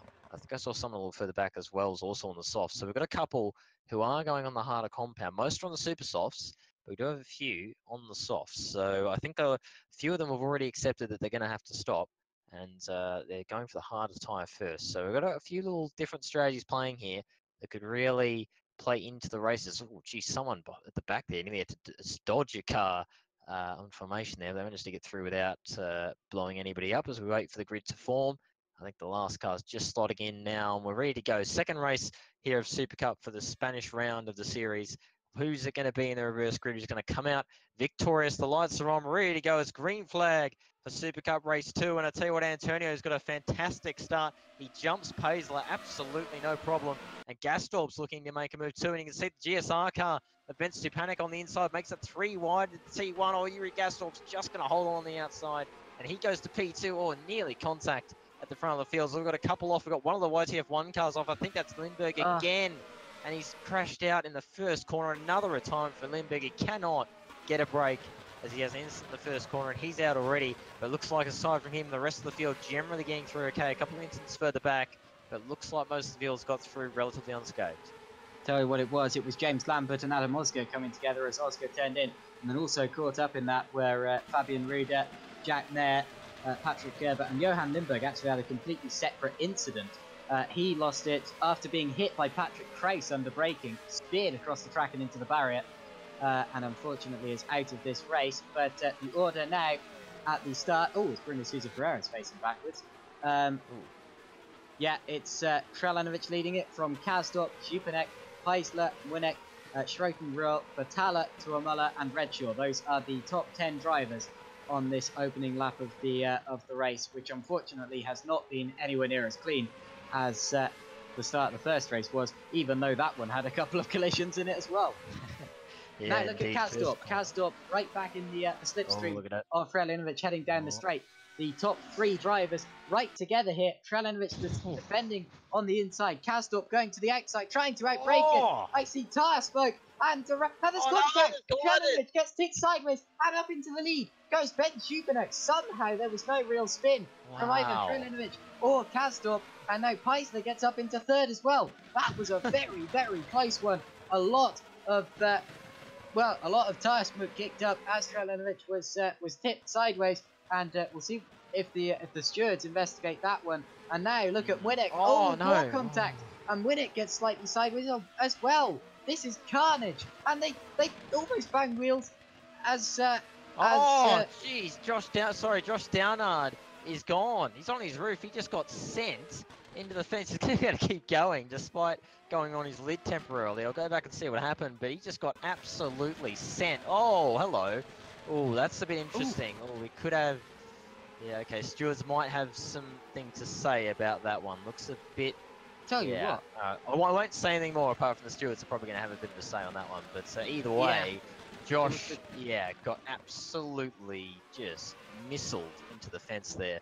And somehow is still able to keep going despite being on his lead in that one. So, yeah, wow. Second race, as I said, it always does. The red mist does kind of descend a bit as Gerber now leads as well. He's out as well. But, yeah, wow. What a start to this race. We see Mlinic having a go now at Hulovanovic as well. Has looked inside, not quite close enough, as we see Ruolt passing Schroet in the background as well. So, yeah, plenty of action to start the second race.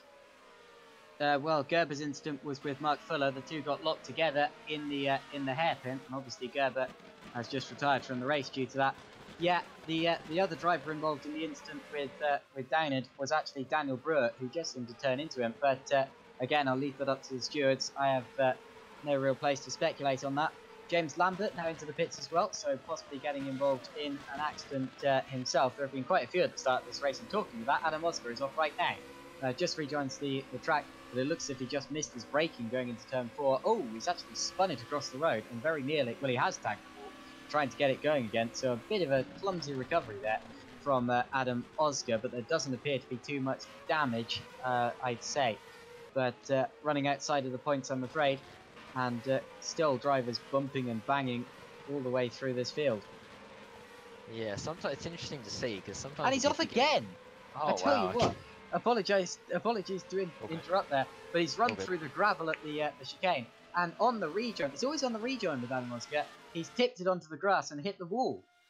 Ooh, not good at all. And he's out. Very difficult stuff. Yeah, another retirement. Again, the retirement's building up. Always how it tends to go is that Red Mist descends in the sprint races as Paisler having to defend from Antonio and P3. So we've got a bit of a train for me. You can see the drag and both the Brasilia cars stuck behind Bastian Paisler, of course, gained from the issues ahead of him earlier on in the race.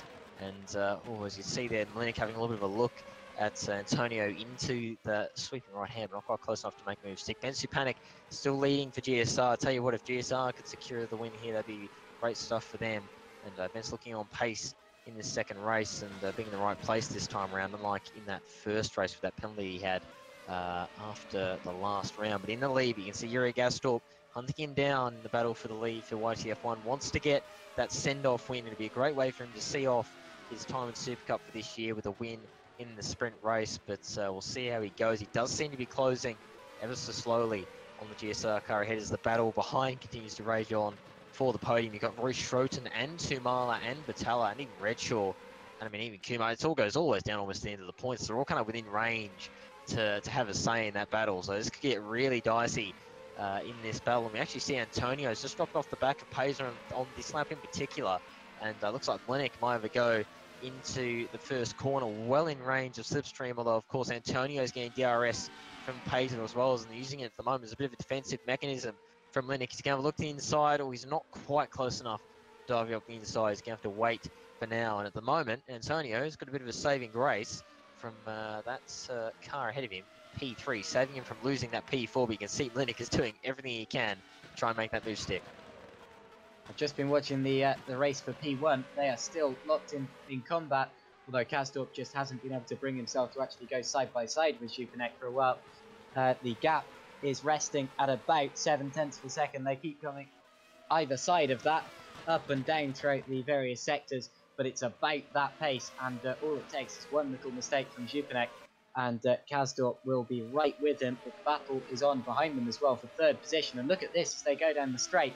The two Brasilia cars are right behind Antonio Kralinovic, and actually Winnick had a look at Kralinovic there. He had a better run, and someone's going sideways in the background. Oh, it's it's Battala. So Battala has gone off. He had a spin going down. Oh, actually it was contact with Tuamala. It looked as if, Tuamala moved slightly in the braking zone. Battala left his braking slightly too late, and the two of them have come together. Both spun either side of Roy Schroten. I tell you what, that was very lucky for Roy Schroten to get away with that one. Incredibly close. And somehow no big accident there. but Batalla, I'm afraid, has been forced to pit here, and whether that's for damage or whether he thought he was going to have to do Oh, that no, Mlinic anyway. leaks off! Mlinic's off! Oh, sorry to interrupt. Brand Antonio and Mlinic have gone round with contact, and Mlinic is round and now going to fall out of the points almost. He'll be 15th. He's going to have to wait again for the rest of the field. Wow, sorry, I was just watching that as you were talking, Yeah, Josh. that's fine. And again, it was just contact out of the corner, but the other side this time for what we saw last time. And this time, both of them are off. They're lucky that they didn't get collected by anyone else or hit the wall harder. And I think Lennox actually going to get away with that relatively unscathed compared to what he probably should have with that kind of contact. So he's going to continue on relatively undamaged and outside the points. So he's going to have a charge first the race. There's a crash ahead of him, and that's going to gift him back 15th. So he's back in the Kraus and points. Ruder. Oh, wow. This is it's all kicking off. As all we can see, Kraus is trying to still rejoin as well. So it's all kicking off in the sprint race. As I said, it always does. The readiness descends in the sprint race. Everyone, generally a bit more sensible in the feature, but once the sprint race comes around, it's just all or nothing in these races. So while this is all going on, the battle of the lead has closed up again. And look at this, Yuri Gastorp in DRS is looking very spicy to have a go at Bence into T1. He's streaming up behind him. Bence is going to go defensive, but not defensive enough. Yuri goes, I don't really mind. I don't really care. Oh, if you defend that, I'll still have a look anyway. Nearly contact between the two, but Bence holds it for now. But Yuri is there, and I'll tell you what, pace-wise, he looks like he's got the edge. And it is only lap 6. We've still got a good 14 laps to go in this race. We've still got time to make the move. So I think he's playing it smart here, to be honest, Josh. I think he's just watching where Bence is going, watching where he's strong and where he's weak, and where he can make that move stick in the coming laps, rather than rushing into it early on in the race. Yeah, I just had a look back at the Ruder Kraus accident. It appeared that Ruder locked up going into turn 5 there, and had a bad exit to the corner. Kraus just ran into him, but anyway, we'll see if the stewards look at that one as well. But yeah, Kazdorp still right with Supernek for the lead of the race. The gap is just over half a second, and keeps coming down every time they get onto a straight. So Kazdorp definitely has a chance to attack, probably down into turn 1 this time. He did have a look down into turn 1 on this lap, but wasn't able to drag himself past. So let's see if the same thing happens now. They have about a 5-second gap, over a 5-second gap now, to the pack behind them. And well, let's see it. So Kazdorp has the DRS open now as they head down the straight. Actually, he doesn't, does he? But anyway, he's close to Kazdorp, to Jupanek rather, and gets even closer still in the braking zone.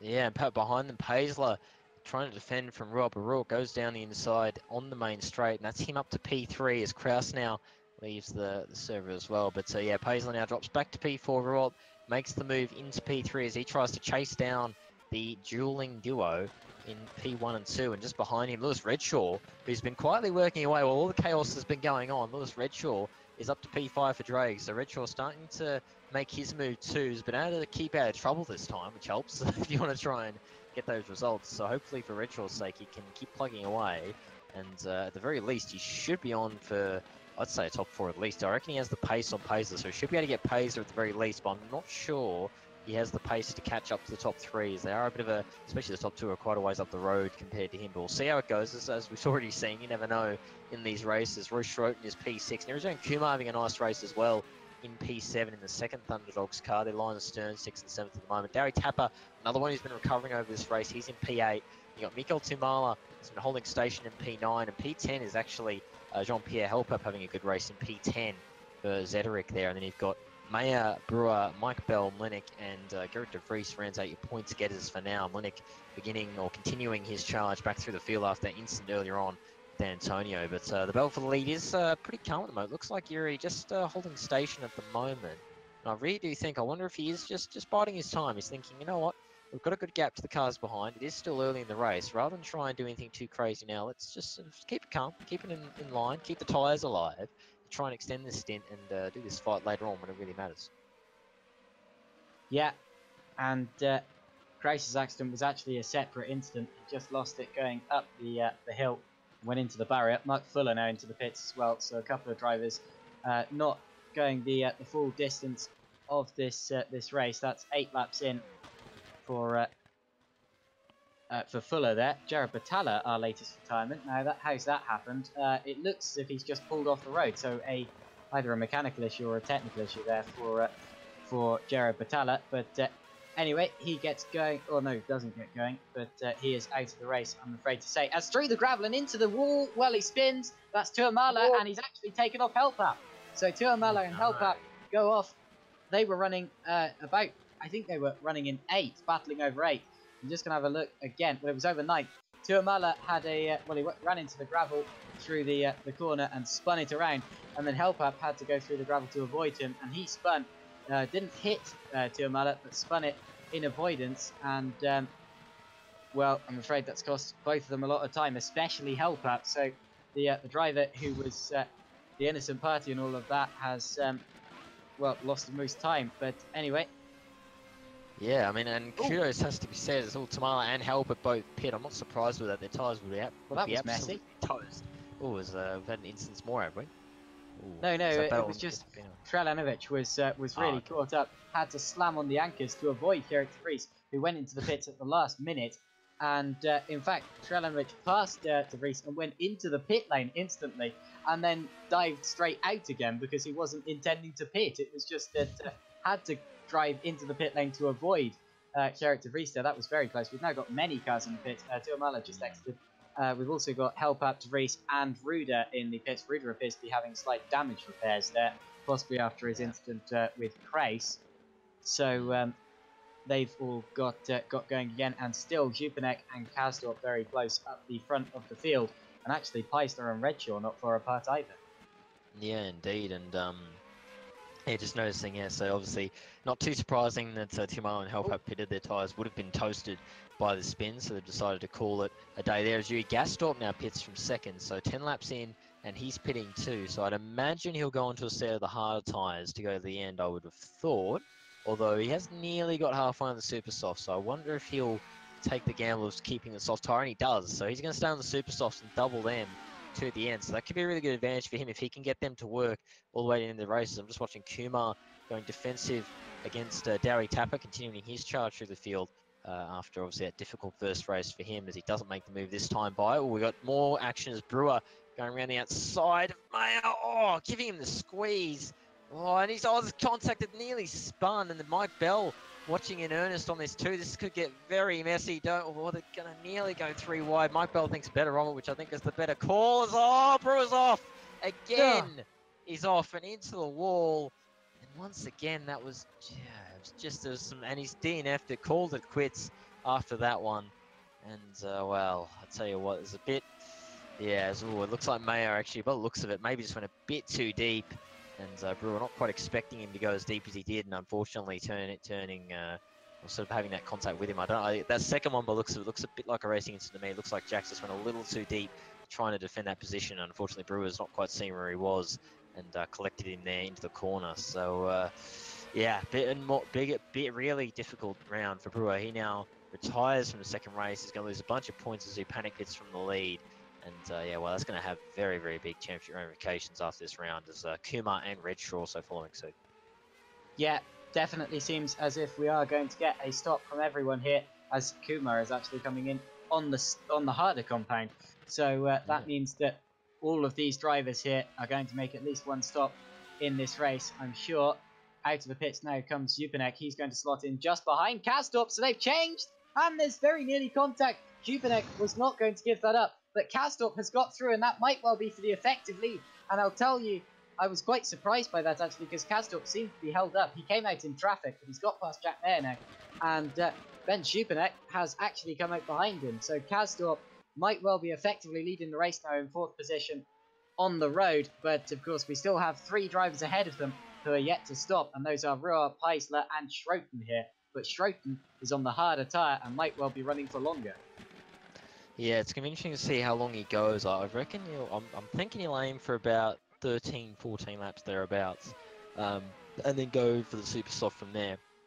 Just to try and even the stints, if anything. You can probably go longer potentially on the soft, but you've got to try and even out the stints so you don't lose too much time at the end of your harder tyre stint. So I think we'll probably see him in the next couple of laps, I would think. because we have seen them do good sort of 10, 11 lap stints on the super soft as Rolt. Now pits from the lead as well, so he's going to come in, and as does Paisley. You'd guess they'll go on to another set of super softs. They have managed to push them all the way to halfway on this stint, so you'll think they'll do that again for the second stint as well. We'll see where they pop out. Obviously, Yuri Gastorp and Ben Supanik are going to fly by in their battle for the lead. You would say Rot should come out in P3, but should be interesting with Paisley, who should come out pretty close to Lewis Redshaw. There goes Paisley leaving now. Lewis Redshaw thundering up alongside him. They're going to be nearly side by side into T1. I think Paisley will just get him, or Redshaw's going to try hold him on the outside.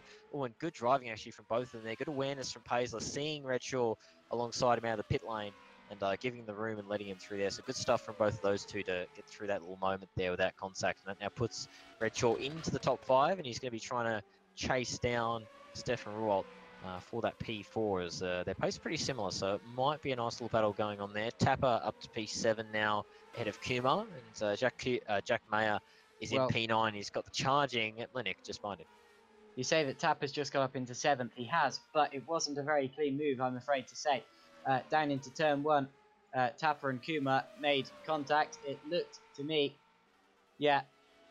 like a misjudgment from both of them, and Tapper then went Superman flying over the sausage curb on the inside, but gets up into 7th position there, barring any penalties, and he is now ahead of Naranja and Kuma in 8th position. Roy Schroten stays out for another lap. He is on the hard tyre. Now remember at Shanghai, Schroten actually was one of the only drivers, as well as Osvaldo Angeloni, to stay out for the entire sprint race and make it through to the end. That was actually on the super soft tyre, which I was amazed by. But now on the soft tyre, which is the harder of the two compounds of tyre, it looks as if he might actually be going for it again. It would be really ambitious. Maybe he's just trying to extend this stint and then go on to the softer compound. But I'd expect, seeing as you can do the race on 2 sets of soft tyres, if a driver goes onto the harder compound tyre, I'd actually expect them to make a pit stop. Or to not make a pit stop, rather. So if Schroten is on the harder tyre now, which he is, he might well be going to the end, which would mean that Kasdorp and Jupinek would have to get past him on the road. Yeah, I don't know. I don't think it'll work for the win. I think he does. It looks like his pace is just not in the same league, to be honest, as Gastorp and Zupanik. They're really quickly closing him down on their fresh super soft tyres. So I don't think it will put him in the fight for the lead, but it might keep him in the fight for a potential podium, maybe. Although obviously Ruolt and Redshaw, we know their pace, and they'll be closing quickly. But I'd say at the very least, if you can make them work, it should be a top 5, I would think, at least, on the cards for Roy. So if he can make this work, it should still gain him effective positions, or at the very least keep him line ball, which is good to see for him. I'm just seeing the battle as well there, following on the stream. A little earlier, it was Fabian and Bruno battling away for P17 towards the back end of the field, but still battling very hard indeed. I also was watching the battle between Jack Mayer and Mitchell Lennick as Lennick continues to charge through the field, and they're on the main straight now, P9 and 10. And Lennick had to go last lap, and it got very close to contact. They managed to get through without taking each other out, but Lennick wasn't quite able to make the move stick, and he's going for it again in DRS range. Let's see whether he can make it stick. Oh, Jack Mayer, very dramatic moves from both of them there, and Lennox just made contact with Mayer. How they didn't both go off, I don't know. They're just going to try and hold on the outside. He has the inside for the sweeper, and I think he's just about going to get it done. Mayer is not giving up at all, though, and I think Mayer is still trying. Lennox should get the move done, though, but Mayer's just not giving in an inch, and I think Lennox is just going to do it. Geez, some very, very dramatic movements from both drivers, but somehow, despite all that, they get through without taking each other off, which is kudos to both those drivers in making that look as dramatic as it did without going to the fence. Yeah, and Bruno Sousa Ferreira did finally get past Fabian Ruder, and then there was contact between the two of them, and he's behind him again. So so that one, still more to come from there. But yeah, up the front of the field, we've got Schroten's just lapped a back marker. That's James Lambert. And they're ahead of Kasdorp and Jupinek, who are gaining at about 2 seconds per lap. So Schroten really losing a lot of tyre life here, or has lost a lot of tyre life, and is going a lot slower than the 2 cars behind him. It's old, harder compounded tyres versus new, softer compounded tyres. And as a result, The guys behind him are catching up at a significant rate of knots, but we've seen that Schroten can make these tyres last, and you have to remember the soft tyre does go off quicker. So if that changes again, then, well, Schroten will be defending for his life for the win, possibly. But yeah, Mayer and Winnick still going at it. Mayer defending down into turn 4 here. Oh, Winnick going around the outside, is he?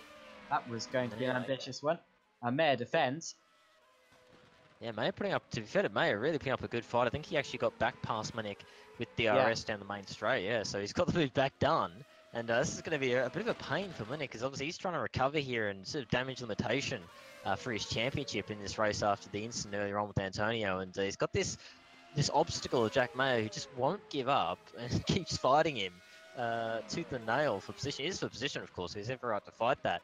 But yeah, Winnick probably sitting there going, geez, I'd just like to get past you and try to chase down Kumar right now, but he just can't clear Jack Mayer, and he just keeps fighting. So he went very narrow line with a hairpin there defending. Was expecting, I think, a bit of a dive from Winnick, and he didn't end up doing it. So it's cost him some momentum into this last few corners, last sector of the track. You can see Mike Bell is still hiding on the back of this. This is how hard they're fighting. Mike Bell is hanging on and sort of observing and waiting for something to kick off in front of him. As here they go again. I think it's round like 5 or 6 of this and this the battle. leaders are going at race. it. Apologise to cut in. Yep. But Jupanek is going around the outside of Kastrop. Kastrop had a look at Schroten, and there's contact there as Jupanek tries to get alongside Kastrop. They bang wheels. The three leaders are right with each other. Look at a big lock-up from Schroten. He's definitely struggling with his tyres now, surely. And, well, holds off Kastrop and Jupanek for now. Again, this is for the lead of the race and possibly the overall victory as we head down into the hairpin. Kastrop's going for it on the inside, and Kastrop gets it, but he loses braking late. Again, there's contact, and Schroten goes back through. Keeps the lead of the race. That's great defence from Roy Schroten. And Kastrop is in an attack or be attack situation because the Green Stripes car of Ben Schupanek is right on his rear and attacks every time Schroten holds off Kastrop. And this is one of the least stable battles you'll ever see, because as soon as anyone does anything, they're going to be all side by side, all three of them. Look at Kastrop to the inside now of Roy Schroten heading down into turn 1, and that, I believe, is going to be the lead of the race. He needs to be normal on his brakes because he knows that Schroten can't challenge him, and he makes the corner. So Kastrop leads this race now ahead of Schroten and Jupanek, and now it's all about how quickly Jupanek can get past Schroten, because it's pretty much inevitable at this point. And really, the battle for the lead is between Jupanek and Kastrop, and Jupanek needs to get past Schroten as quickly as he can. He goes for the switchback, gets the dummy up the inside, and again there's contact. They bang wheels at every single corner, pretty much someone in this battle, and still he's behind Schroten. This is terrible for Jupanek. Schroten is having a heck of a fun time in second place there, defending from Jupanek. And of course, the racing driver's mind in him is telling him he can go for second place here, and he's completely entitled to do so. Now look at Stefan Ruhl. Ruhl, it has come out of nowhere. Yeah, Ruhl, I've been noticing Ruhl ranging on the back of these guys as they're fighting away over this P2. Roy Schroten, interesting to see with Yuri there. He almost just, I think he knew the battle, he wasn't going to be able to fight him there, and didn't fight him too hard into P1, knew the battle was done, and instead's focusing on defending from Bence. But all you can see, he goes deep in the chicane. He's got a very poor run on the straight, and surely he can't defend from this, and I think he's going to know it. I don't think he'll go over too hard here. He'll just hold his line, and probably, if anything, try and focus on Ruhl, and defending from him is a bit of a sort of faking across on each other there down the straight. As you can see, Jupanek does get the move done finally, and that puts him to P2, and now Schroten's going to have to defend once again from Stefan Ruhl for this P3, and obviously Lewis Redshaw isn't that far behind, but I think if Roy plays his cards right, I'd say he should have P4 in the bag at the very least, which, considering the strategy he's on, is a very good effort indeed, and showing that experience that he has, really battling his battles very well here at the moment so far in this race, and showing that experience we know Roy has. So should be interesting to watch this. I think Ruhl should have him. I think the overlap on pace is just a bit too strong, but we'll see how that goes. Redshaw holding on to P5, Paisler in P6, Tapper now P7, you got Kumar P8, Winnick P9, still hasn't really cleared Mayer. Mayer's still holding on to him for dear life, so credit to Mayer, holding on to the championship leader quite well in this race, considering things. So well under Mayer on that. Mike Bell's 11th to Marla 12th, and you've got Helper in 13th, Antonio in 14th, and you've got Mark Fuller in P15th at the moment. He's going to, if he holds on, we'll have a double points finish for ST Racing, which would be a great result for them. But we keep an eye on this battle for P3. It's the main battle on track at the moment as we look to head over now and should have about 3 laps to go in this race. And once again, Roy just does not have the grip that Roald has, and I think he knows that this battle isn't one he's going to win. And yeah, you can see he holds his line there. He knows that he can't really put up a fight against this kind of pace. I think he's going to have to let Roald have it and try and keep the pace and not let Redshaw get to him for that 4th spot.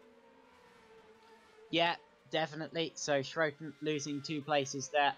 Of course, this strategy was unfortunately never going to get him the win. It, of course, very nearly did in Shanghai if Angeloni hadn't been on the same tyre strategy and beaten him to it. But Osvaldo not here now, only did the first couple of rounds of the championship. He's focusing on a full season in Formula Challenge, and Schroten again tried the same strategy, but it hasn't worked in the same way that it did at Shanghai. He's got a almost a 4-second advantage now over Lewis Redshaw behind him. But again, Redshaw is on the super soft compound, the softer of the 2 compounds, and will be certainly trying to reel the gap in. So that's one to keep watching, of course. But oh, and indeed, the gap does appear to be coming down really quite quickly. Yeah, that was about 8 tenths alone in that sector.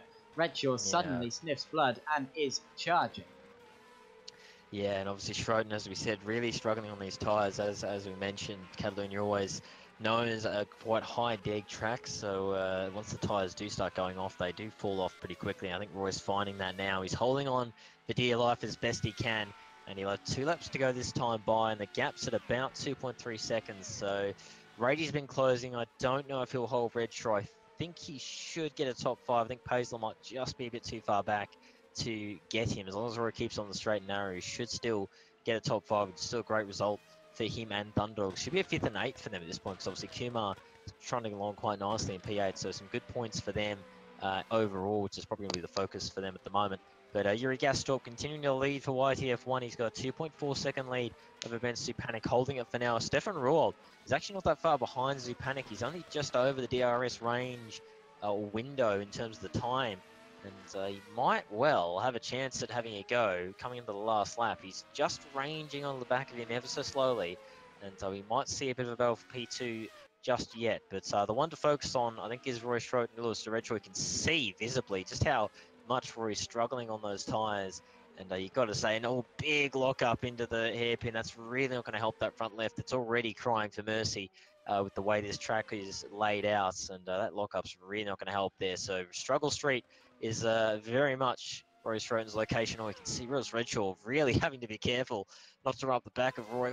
Really being close to him through that last chicane, giving him no room at all. And you got the feeling you'll see him fly by in DRS right about now. And I think Roy, not sure he's moving over if he's trying to defend. I think he actually is trying to defend. It is fair enough. We're going to the last lap, so he has every right to defend his position.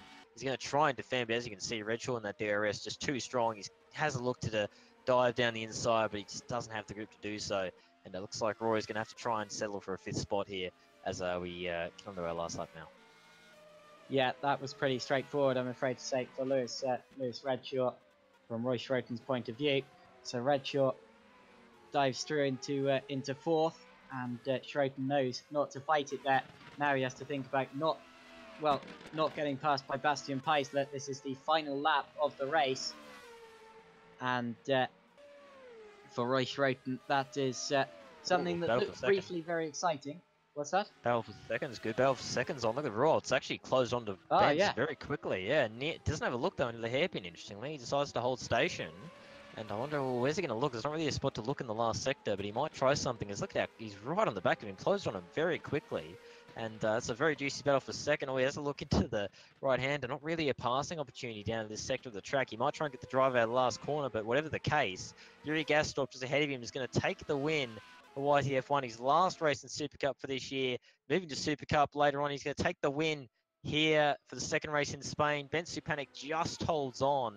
About a 10th of a second between it over Stefan Rohr. Great race from those two. Lewis Redshaw will be happy with that P4. Good recovery after his troubles in the first race. Roy Schroten just holds on to P5 over Paisler in the end and getting that soft tyre strategy to work. I think he might have been the only one who actually stuck with it all race in the end. So good stuff from Roy on that.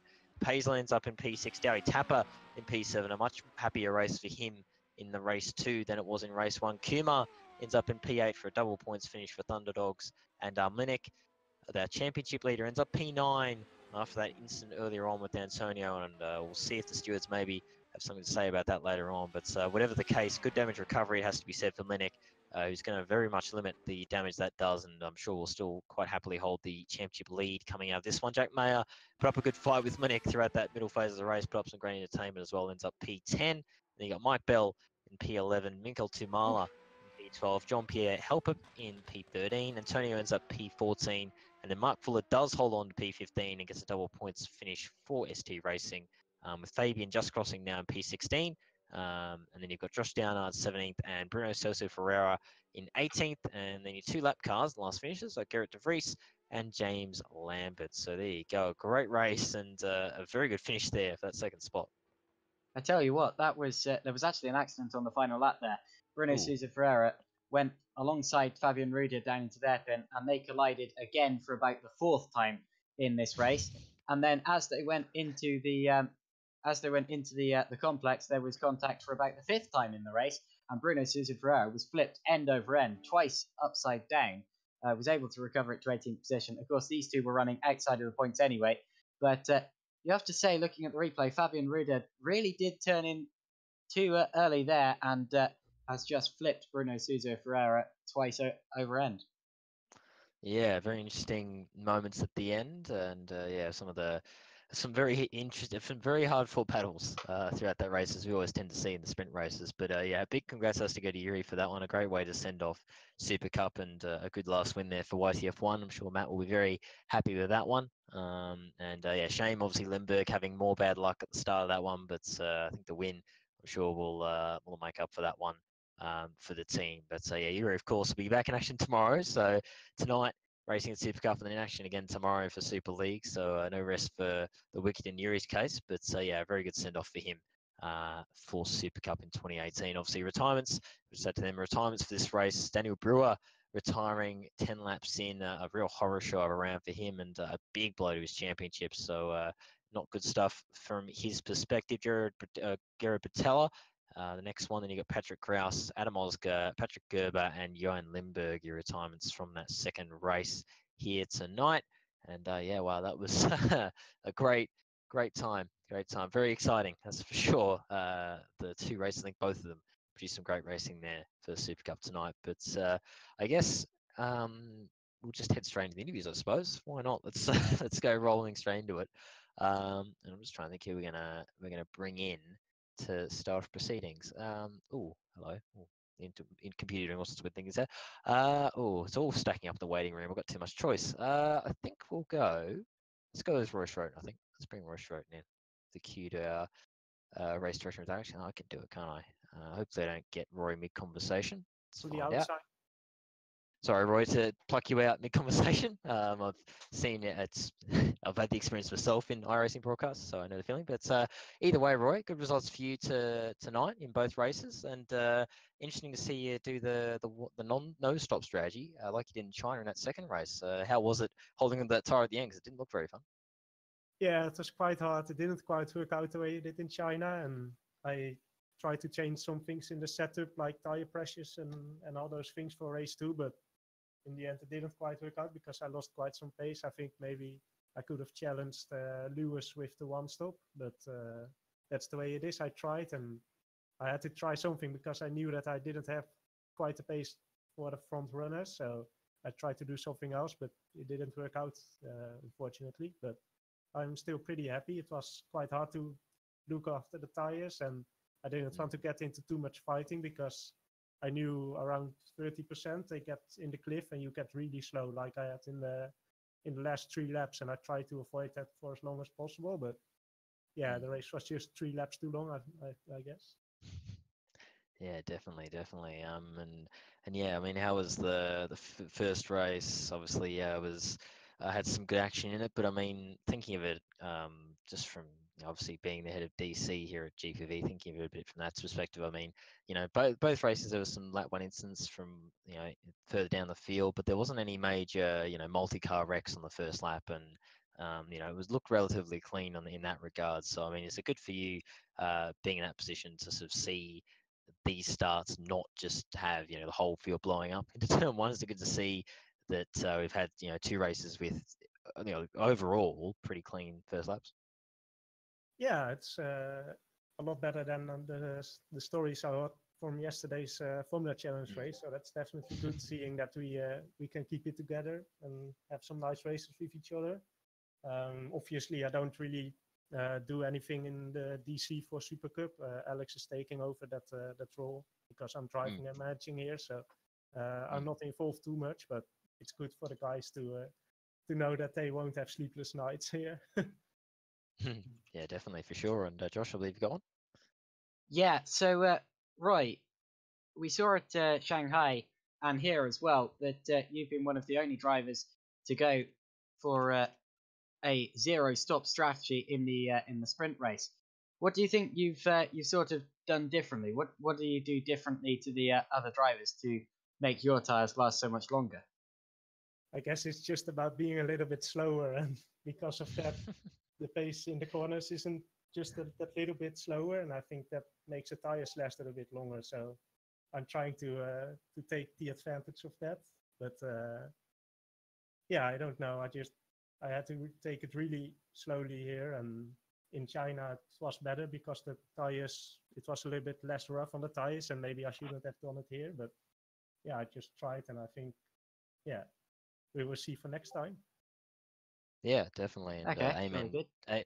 Yeah, amen to that, brother. By the way, on the tires, that's basically always been my strategy in the Super League. It's essentially the only thing I get back on anyone is looking after tires. So I know the feeling and the thinking there. But yeah, thank you for coming in, Roy. And again, well done on your results tonight. And look forward to seeing you in 2 weeks' time for Monaco. Yeah, thank you. Thanks for the broadcast. All right, thank you very much. That was Roy Schroten in the booth for a interview, and yeah, well, good stuff to see. As I said, good to see him getting 2 good results there and making that no stop work. I'm going to end up dragging any of these next interviewees mid conversation, I can guarantee. So I'm just going to have to accept that that's what's going to happen. So I'll hopefully get the right one. Yeah. There we go. Okay. Sorry again to get you mid conversation, Stefan. But just gotta hope we don't get you at the wrong time. But again, great results for you as well for both your races. Plenty of excitement for you as well. Yeah. Well, and how was it? I guess just generally both races for you for those 2. Yeah, great feeling after the disaster of Baku, where I had 2 DNFs because of a real malfunction. Yeah.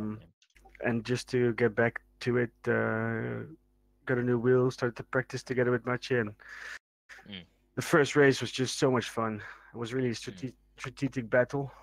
We chose our own strategies beforehand, and we had a plan A and B, and we both could do our plan A's. And then it was really tight at the end there, where he caught up with me. So I just had to keep it on track. But he made a small mistake, so then I could just cruise home. But great feeling after Baku to take the win. Definitely, yeah. And I mean, how was it for, I guess, the team? Because that first race, you 2 seemed to be pretty much in control, from the get-go, and you held the gap to the rest of the field. I mean, that's got to be pretty fantastic for you guys to see that in the longer race, and even the second race, coming through and getting those results. Yeah, the first race, I think Machi finished like 10 seconds in front of P3, so we're really fighting each other, and to be able to do that and to have such a great team, it's just a great feeling. We really push each other in practice, and then to take the results 1-2 in first race, it's really good.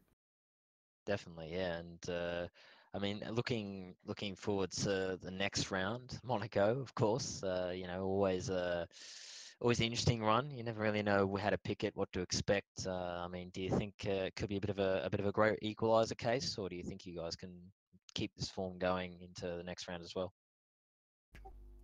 It's always tough to say. The pace of Yuri, Daniel, and Antonio and Benz, were so good that in the second race it was so hard to get through the pack. I think qualify will be key in Monaco. So even this round, I had Monaco in mind. Like, don't keep your nose clean and don't get a BOG and don't get any grid penalties. So I think I did that, and quali will be important there. Definitely, definitely. Yeah, it'll be a very quality focused race, and the second race I'm sure will be plenty of fireworks as we even saw tonight. But I thank you for coming in the interview, Stefan, and again, well done on your results, and look forward to seeing you next time. Thanks, Tom. Thank you. All right, well, that was Stefan Rolt there coming in for an interview, and again, big congrats to him on his results, and same for Mitchell Mlinick, and I think we'll bring in Mlinick next. I'm again, apologies if we're getting mid conversation. There we go. Good, I timed it right this time. Hello, Maciek. I guess I'll start with as you usually do. I mean, how was the races for you, especially that second race? Obviously, the first race, you and Stefan had a great little sort of duel at the front of the field, but that second race wasn't all peachy for you, I suppose. That second race, that was fine. It was tough to keep with Antonio because he had much more top speed than me. And I don't know about the collision, whose fault is it, or maybe is it racing incident, but happens. So I just carried on and tried to gain as much as possible from the position I were. It ended in P9, so not bad, not good, in the middle ground, let's say.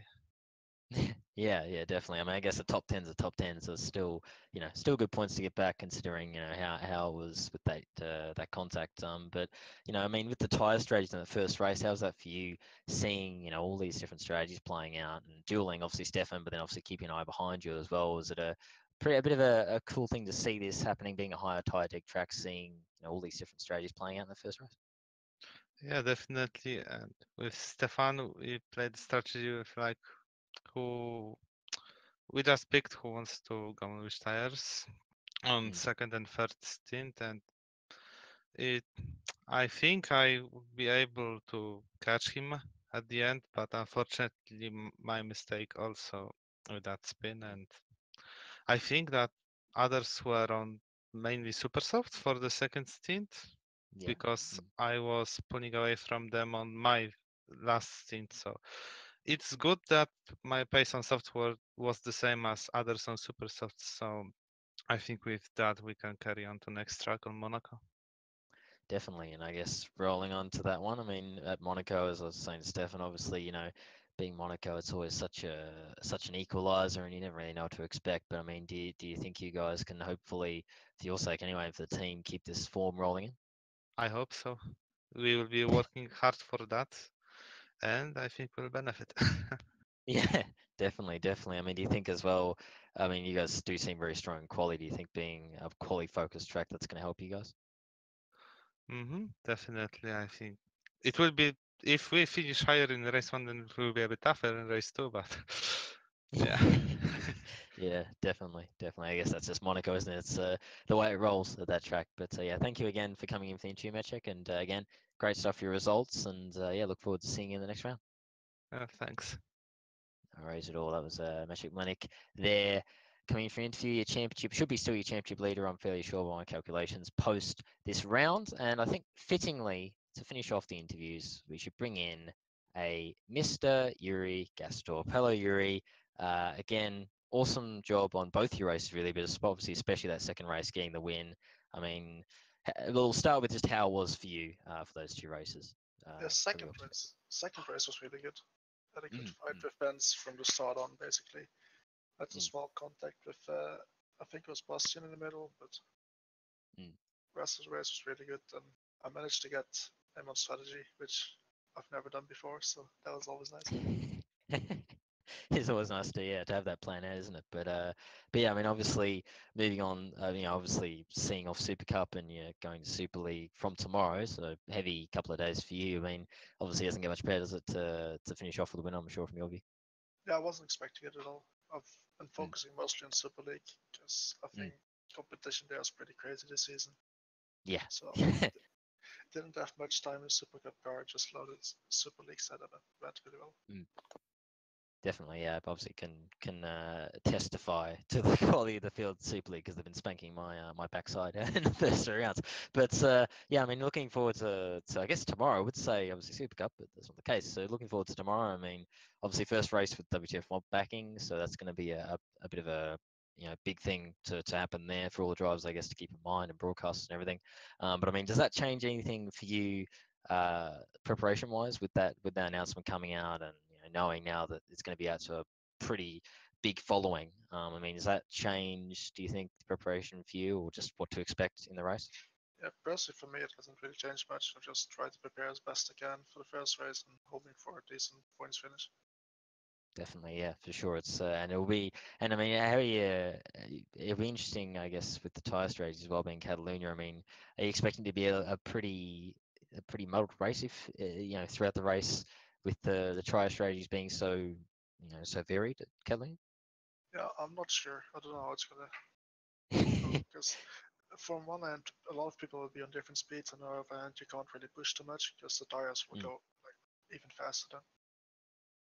Definitely, yeah. It's going to be a real cracker that I'm also excited and sort of terrified for as well. But I'm sure we'll both have fun. I'm sure on our track. So yeah, again, great job with it's great stuff. Sorry, with your results tonight. Again, congrats on the wins, bringing home for Super Cup, and good luck for tomorrow. And hopefully we'll have some good battles on track. Fingers crossed. If I can be at your pace.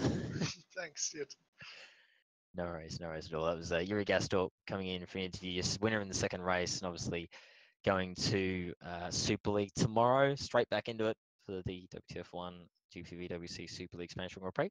And yeah, we look forward to seeing him in action there. But Josh, I'll bring you back in to finish off the broadcast.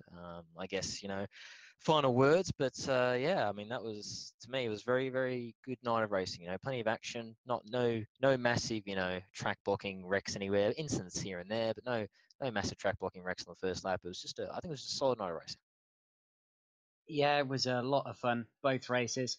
Of course, excitement the whole way through. We saw that yesterday with Formula Challenge. We saw that today, but very differently.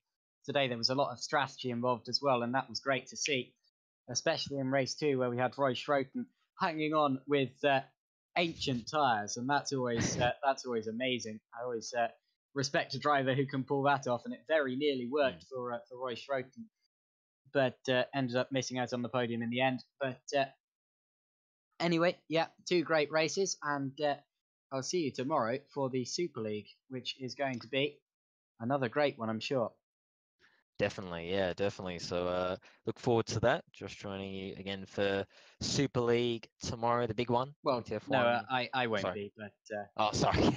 Sorry. That's fine. Yeah, I know what you mean. Joining in the spectators. There we go. Joining in the spectating and enjoying the the excitement that'll be that race. So there you go. So you can tell it's 7 a.m. over here, and I've not slept yet. You can now tell that at this point in the broadcast. But again, hope you guys enjoyed that race or those races as much as we did. Both echo. I'm sure that it was great fun to watch, and some awesome racing was had. Again, thank you very much everyone who commented there and got involved in the discussions throughout the race. It was great to see the chat flowing on, plenty of people getting involved. Great to see. So keep that up for tomorrow, where the excitement will be through the roof. Let's be honest, will be absolutely out of this world. So I look forward to that. Obviously, tomorrow, tune in, same time as always. GPWC WTF1 Super League Spanish Grand Prix to look forward to. Going to be a massive, massive night of racing. Big thing is coming and big things happening. And should, again, being Catalonia and being Super League this year, the racing will be fantastic. And we'll have all sorts of strategies playing out. Will the weather come in? You never know. It might suddenly pop up at any point during the race to really spice things up even more. So definitely tune in tomorrow, because it's going to be an absolutely cracking race and an absolute classic, I'm sure. So I've been Thomas Hens leading you through tonight, alongside me, Joshua Penny, but thank you very much to him for jumping in and, as always, doing a fantastic job, Josh. Great to have you on and been awesome commentating with you. That's fine. I very much enjoy this.